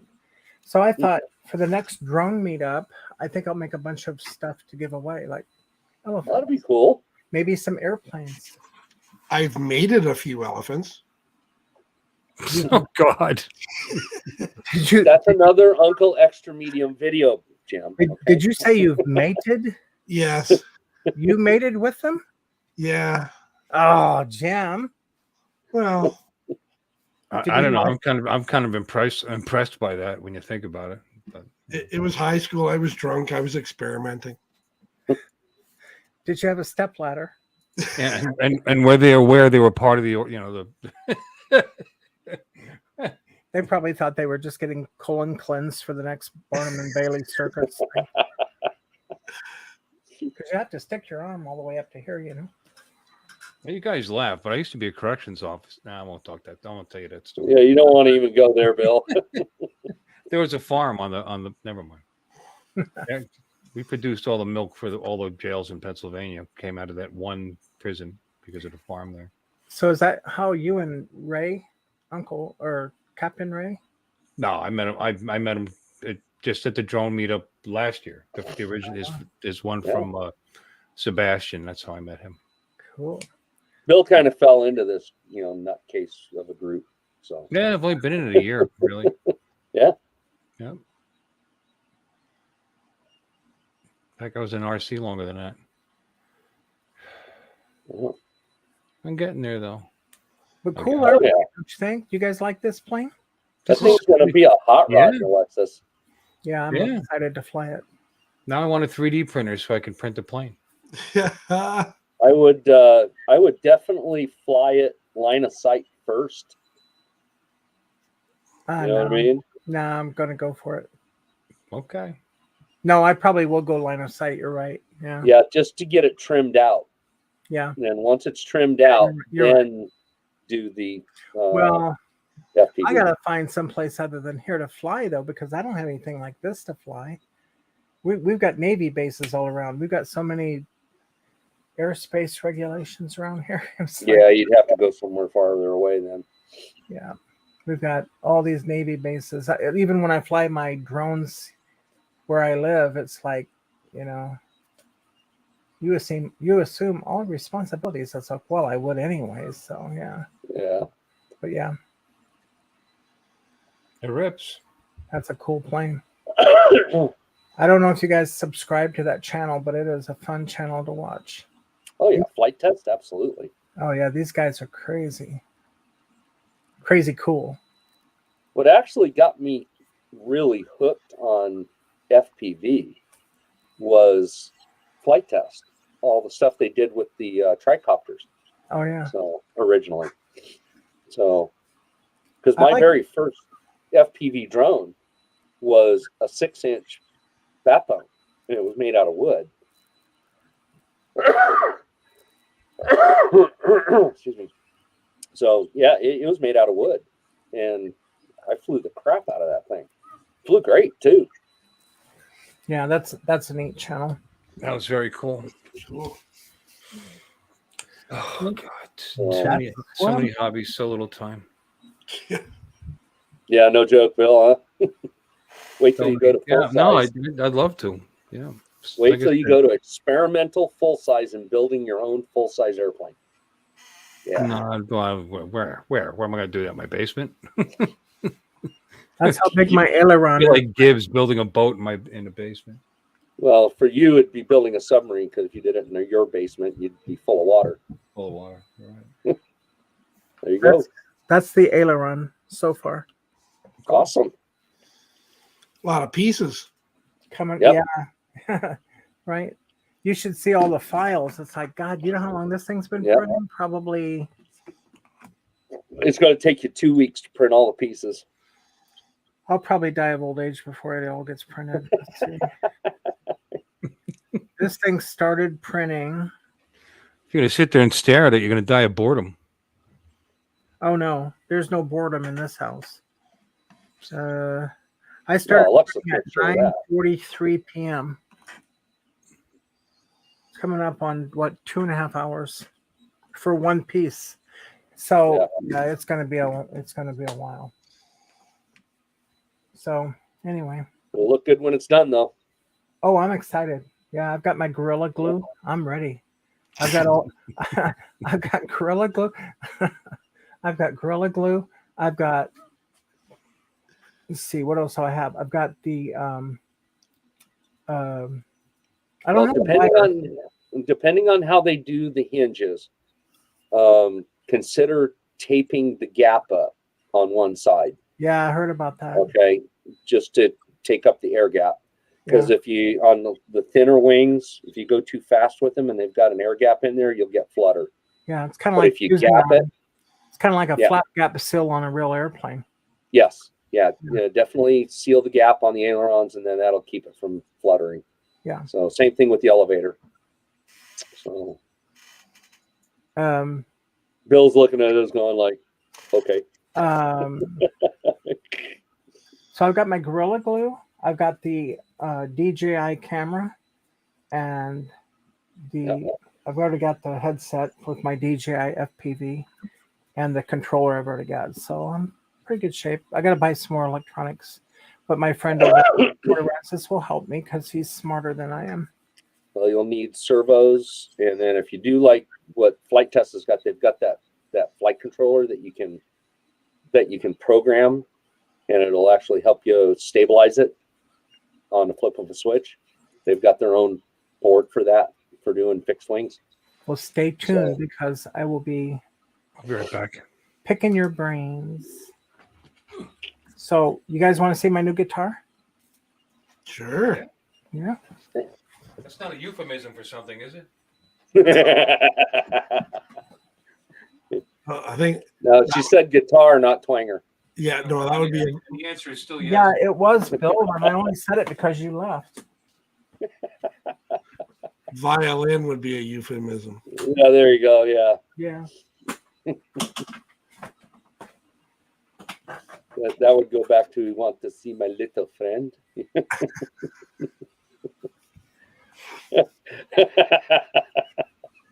There you go. That's a pretty color on the body of that. Look, it's 7 strings. That's unusual. Yeah, it is. So I'm still learning. So that's a different tuning then. Well, actually not. It's the same. Still E to E, but then one extra note. Yeah, it's a little bit lower, so you can play the bassier stuff on the lowest. Okay. String. And the case is worth seeing. Far too many hobbies. I know, right? Check out this case. Oh, yeah. I don't know if you can see this. She's definitely a collector. Yep. Look at that. It's so pretty. Blue velvet. Yeah, I got him off of Elvis's shoes. So yeah, it's a pretty guitar. Very nice. And you know who Brian May is, right? Brian May from Queen. Yes. Where's my switch at? Did he autograph that one? No, not the Schecter. But he did autograph. Well, it's not really autographed, but this is a Brian May guitar. See, it's got the logo for the band. Yeah.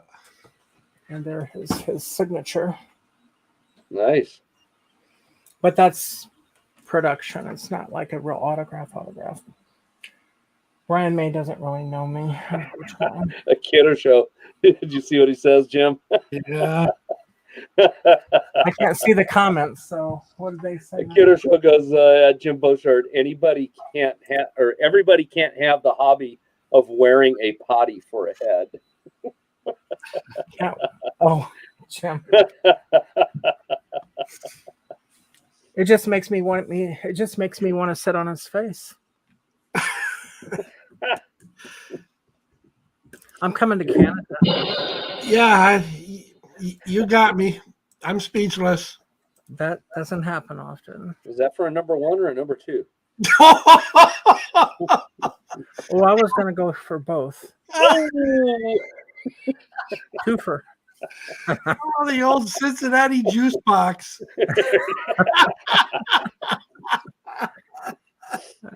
Yeah, I think we actually got Jim to blush.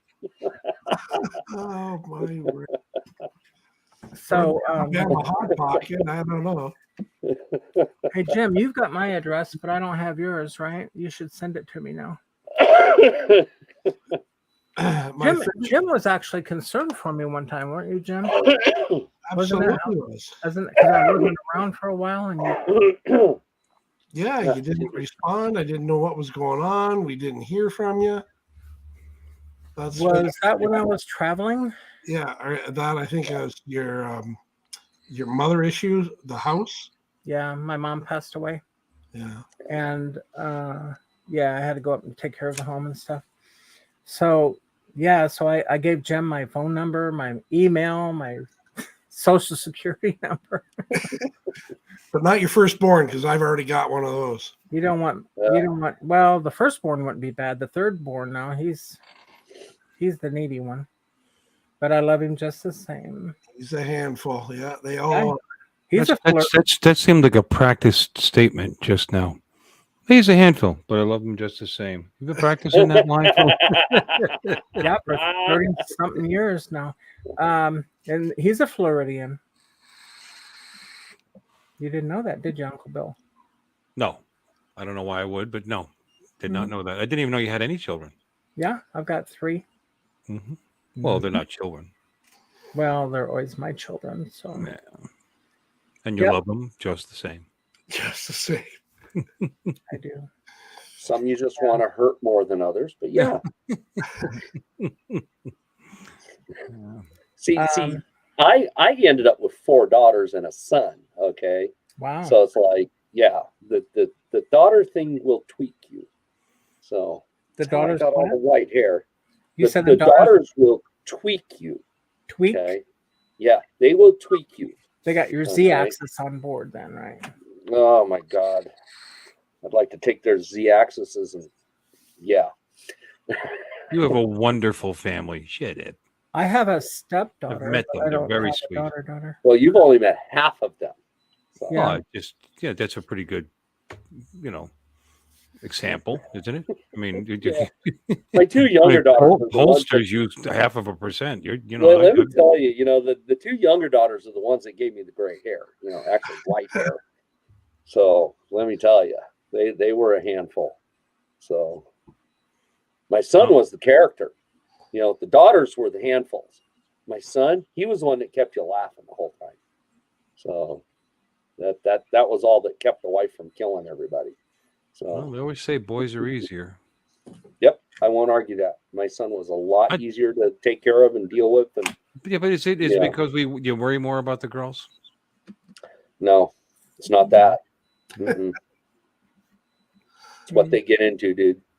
It's all the angst. It's all the drama. It's all of that. And then you times it times 4. And that's why I was building airplanes and blowing shit up in the garage. That was just to keep my sanity. So, yeah. Well, yeah, most people can't relate. And then I ended up with 6 granddaughters in a row. Wow. So, yeah, that just drove me nuts. So, well, that's why you're losing your hair. It's all that estrogen. Tell me about it. No, actually, estrogen would help him keep it. I don't know. Whatever it is, you're man, right. You're right. Whatever it is, Sorry, it turns I got right it on backwards. my ass. It's the DHL that give you all your receding hairlines. Yeah, I got it backwards. My brother's got the DHL, receding hairline. Mine hydrogen. don't. I just keep it short. DHT, not DHL. DHL is a shipping company. Yeah. They can ship it.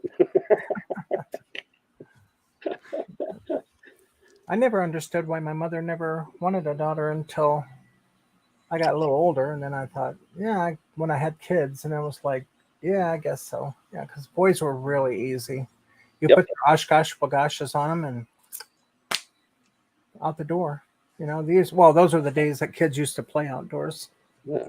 Or you slip the food under their door and just don't open it because the stench will just knock you over. Did y'all used to have your parents tell you to clean your plate or you're going to get a spanking? No.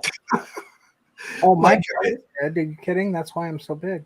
I ate it in the house. Like I've missed a meal. You didn't move from the table. You had you finish every bit of it. Mm-hmm. And no, my father was always gone. He was in construction, so he never showed up until like 8 or 9 at night, and we were already done eating by then. So, and my mom didn't cook much, so we fended for ourselves a lot. So if we made something, we made what we ate. What we would eat. So we would eat it. Well, I had I have a half brother that would eat my dad out of house and home, and my mother would make. One year, she made this big turkey because we're expecting family over for Thanksgiving, and she said to him, I won't say his name, but anyway, said, "Don't you touch that turkey tonight."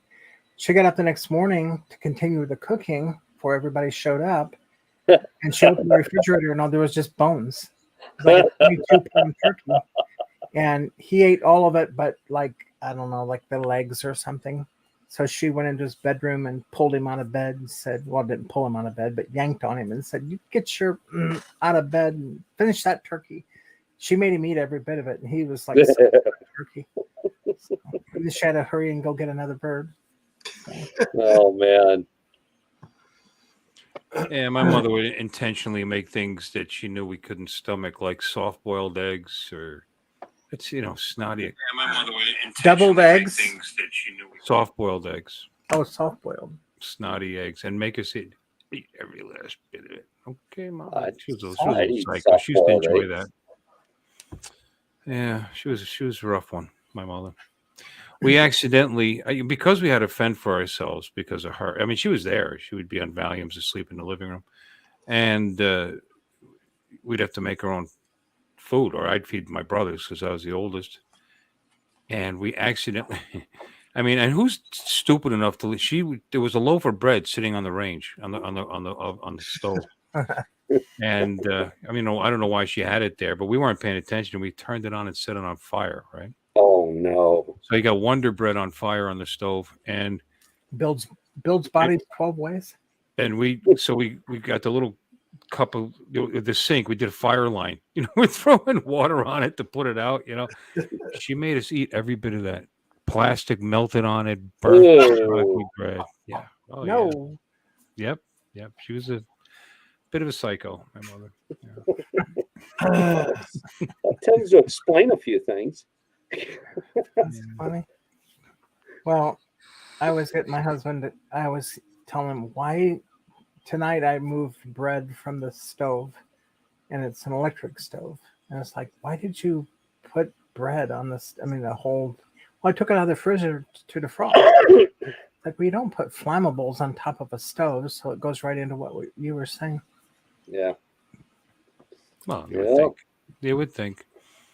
But she would make a lot of food and just put it in the fridge, and then we would just take it out and feed ourselves. Like big pots of, this is Italian, big pots of sauce with meatballs. And I still laugh because the meatballs were like the size of my fist, size of this fist, not when I was and I figured out why later on in life. It's just that much easier because you only have to make like 7 instead of 20, but that was the only thing she made good was the sauce. She made good sauce and good meatballs. So do you remember always 2 gallons of milk in their fridge all the time. Do you remember when I first met you, Uncle Bill? I told you you used to look like the mafia. No, not me. No, but you do. That's because you're Italian, right? My mother's Italian. My father's Irish. Well, that's even better. You got the Italian and the mafia, or the Irish mob, all in one. Yep. Yeah, Westies. But yeah, she was a little rough there. And my grandmother, she was funny. I gotta. How about this for grandma? We'd all be at the table, and she great cook. Grandma, of course, Italians. And this was my mother's side, and we'd be at the table, elbows off the table. Don't put your elbows on it. So you just sit there like this. Okay. Can I have a piece? You want a piece of bread? Can't have bread till you're done. Who the F wants it when you're done? You go, you can't fill up on the bread. You're going to have a little to dip in the sauce. One little, here. That's it. Can't have any more. And don't ever ask for the last piece of anything because it would go to somebody. You don't ask for the last pork chop. No. Mike, you eat it. Grandma, I don't want it. You eat it. So we had a thing. It's Mike, ask for the last pork chop. That's funny. And he would, and then what did I tell you, Billy? Eat that pork. Okay. You got to work it a little bit. Yep. Well, at least it didn't have plastic on it, right? No, she didn't, and she didn't threaten to kill us every 5 minutes. No, we like going to Grandma's house. She used to make us. I mean, we were laborers. Back when kids were respectful to their elders, 100-foot hedge, trimming that all day long, and then she'd pay me by feeding me a sandwich, but it was a good sandwich. She said it was good, and I was glad to do it. I was glad to go there and help her out, polish the furniture upstairs. Oh, the upstairs where nobody goes with the plastic on the furniture, that upstairs up there, the table that nobody ever sits at. Yeah, it needs some polishing, I'll bet you. But you had to do it, She kept that house like a pin, Crazy family member, so. But it was okay. Yeah, I have a few. I think everybody does. Yeah, the good old days. Yeah. She wouldn't teach us how to speak Italian, though. We asked, and you live in this country. You speak English. I already know how to speak English, Grandma. I was born and raised here. I mean, I was born here. I'd like to learn another. She had that old school thing. You got to learn the language. It's like, Grandma, you were born in New York and you speak Italian. So what is that? And English. Yeah. Well, that's because my grandma and my grandfather, I figured it out as I started to understand a little more. They'd be cursing at each other, and they were so mean to each other, and she didn't want us to understand. So I learned how to curse really well in Italian. I never got that chance. Half my family are Portuguese. So they're all from Rhode Island, Warwick, Providence, all that area. And the grandparents and all that, never heard them once speak Portuguese. Not once. They never spoke it. And it's just weird. But, oh, yeah, you could tell all the last names in the family, Silva, Hannah, Absey. Yeah, it was all Portuguese. So, I mean, even my uncles and aunts that were out in California, where I, out in the Hollywood area, we lived out in the West Covina area, and we go and visit. Never you would hear them speak Portuguese. Oh, that's aileron is done. Yay! 2 hours and 45 minutes, and it's not as big as I thought. Yeah, you only got 40 more hours left to go. That's what she said. It's not 250 more pieces to go. Yeah, Critter Show. Yep. There was a number of families I knew that the living rooms were like that. The living room was not to be lived in. It was strictly the showpiece. Well, they had a whole upstairs. They had it, and they had a whole downstairs where everybody went. They had basically 2 living rooms. Yeah. No, we didn't. We, out in California, we didn't have that. It was all one level. But like, I had an aunt and an uncle that the living room, you never sat in the living room, ever. I mean, you always went out to the family room, which was, an add-on to the house, and that's where you sat. Yeah. So everything in the living room was like, and they'd have breakfast in the kitchen upstairs, but then the kitchen downstairs was where she fed every lunch and dinner and everybody that came by the house, and Right. It was great though, because the whole family would go there and kind of old school. Go see Grandpa. They had the plastisat all over the furniture, the plastic. Just upstairs. Perfect. That stuff, when she was gone and they moved that stuff was perfect. Scratching any of that furniture. Yeah, I've had family like that, but I never understood the point. It's like, no, I never did either. Never could get an answer on it. Oh, I'll tell you what, this house, the furniture upstairs in this home is like new, but that's because I don't let the cats up here. Only if I can keep my eyes on the dogs, and that's very rare. We have no children here, and my husband's afraid to climb the steps, so I got like a whole house to myself up there. It's not so bad. So, Bill, you had how many people go on the boat, and how many came back with you? They all made it back, as far as I know. Okay. There was 10 of us went on the trip. Yeah, we had Johnny and Michael Wright, and there were a few in life preservers, but yeah, they still made it back. They made it back. and Maddie and Maddie's son, and actually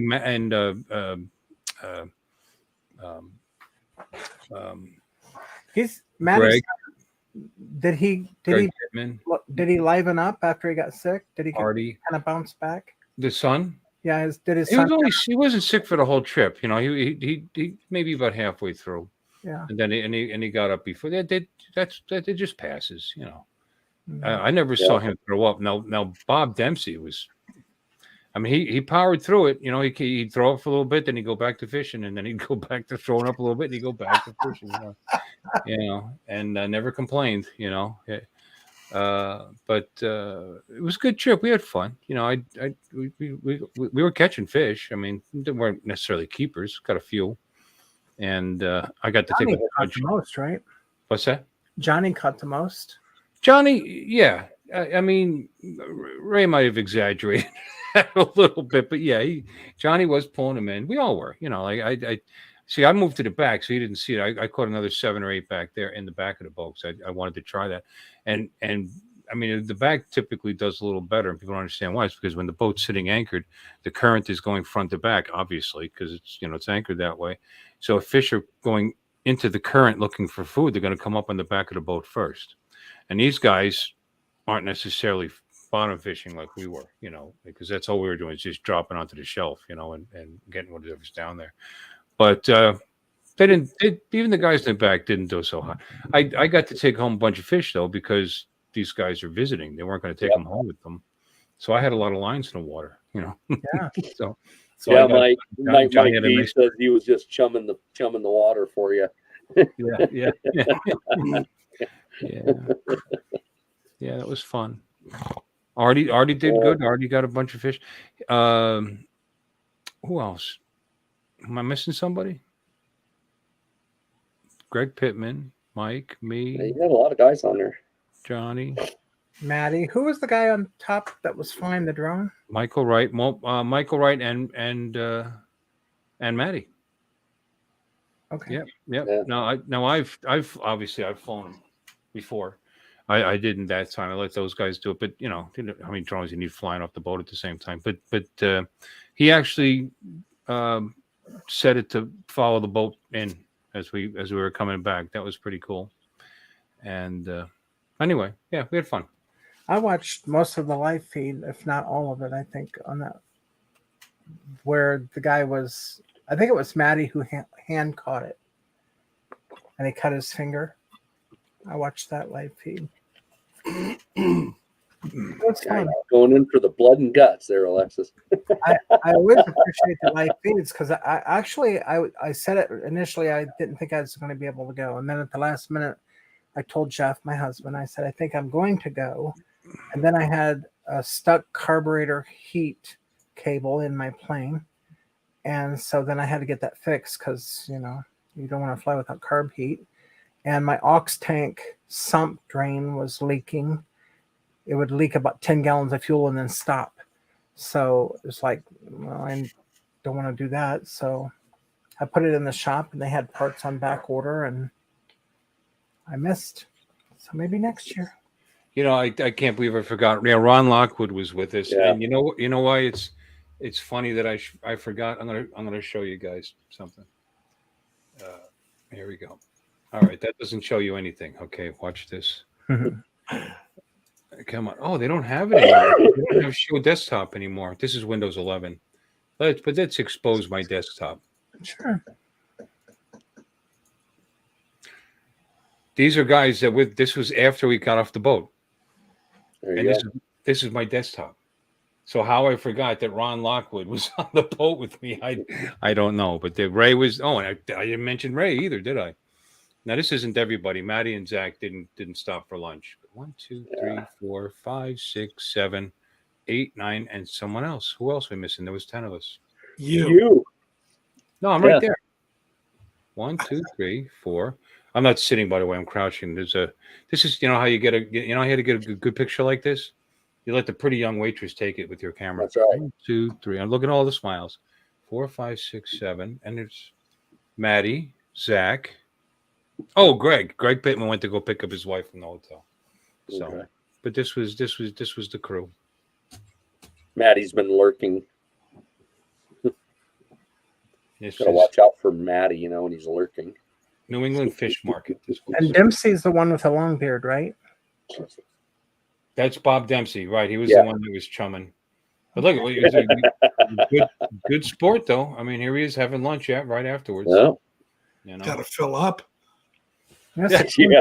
I didn't see any chunks in this picture. Oh, goodness. Well, guys, I'm going to get out of here. Mama's knocking on the wall out here telling me it's time. So, Time to let her in. yeah. So, Time to take care of business. oh, good Lord. Yeah, I wish. Time to let her in. I thought you had a mommy door put in. Yeah, she's got a key. Anyway, key to your heart. Okay, I'm Good. gonna. All right, It's 1:37 a.m. here anyway, guys. So sorry to keep you up. I know, Jim, you got to get up early for work, don't you? Yeah. Yeah, I got to get up early for work. Dang. Oh, no, wait a minute. I forgot I'm retired. You are retired, but you're working Yeah. on that house, so that's a full-time job. Every day. Yeah. Every day.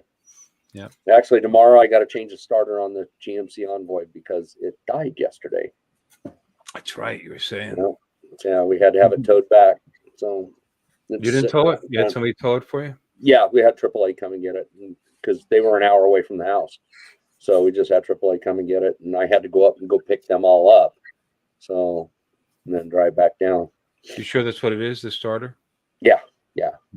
Because we checked the battery and everything, and everything's fine, and its starter's doing nothing. So, yeah. So I'll check the wire first, though. The start wire.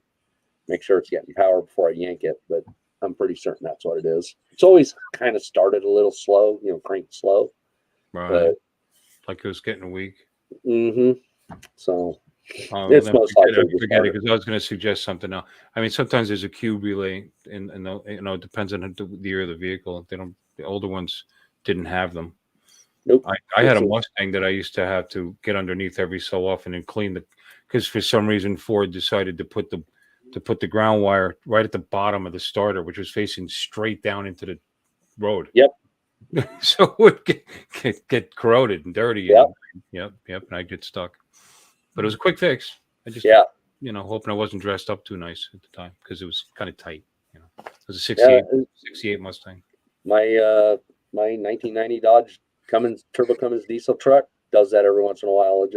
It runs fine. Then all of a sudden I'll get in it and it'll go click and won't do anything. I got to go out and go clean the battery post, and that's it. So then it works fine again. Well, this was the ground that was going to the starter itself. It was bolted to the bottom of the starter. Yeah. But like I said, it was Ford's good for doing crazy things like that. Yeah, it wasn't great. That was a 68 Mustang. I didn't care. I love my car. But anyway, I had one too. All right, guys. Have a good night, everyone. Alexis, it's been a pleasure. Thank you for coming in here. I really appreciate that. I had to change browsers. It was such a change your bra. What? Yeah. Just for you, Jim. Thank you. I said browsers. Oh, wowzers. Yeah, not browsers. Yeah, Jim's been browsing. That's what he's talking about. Yeah. Wowzers for the browsers. But like I said, Alexis, anytime you feel like coming in and showing us what you've printed, that's very cool, by the way. Yeah, can't wait to see that all finished up. That'll be really cool. Before, I don't know how long this is going to take. So anyway, thanks for having me in. Good night. See y'all. Night, guys. Hey, everybody in the chat, thanks for stopping in. Good night. Good night, Bob, and Chris, and Mike, and Maddie, and Akarasho, and Bob. And Who? They're all in there. Ken's in here? All of them. No, all of them. Chris. Yeah. And Chris is still lurking about. And that's all I see. Jim Boshart and No, he's gone. Yeah. I don't know. Whoever. Oh, Mikey was here. Anyway, guys, ciao for now and appreciate y'all. Take care. Bye-bye. Have a good night. Bye. See you later. Bye.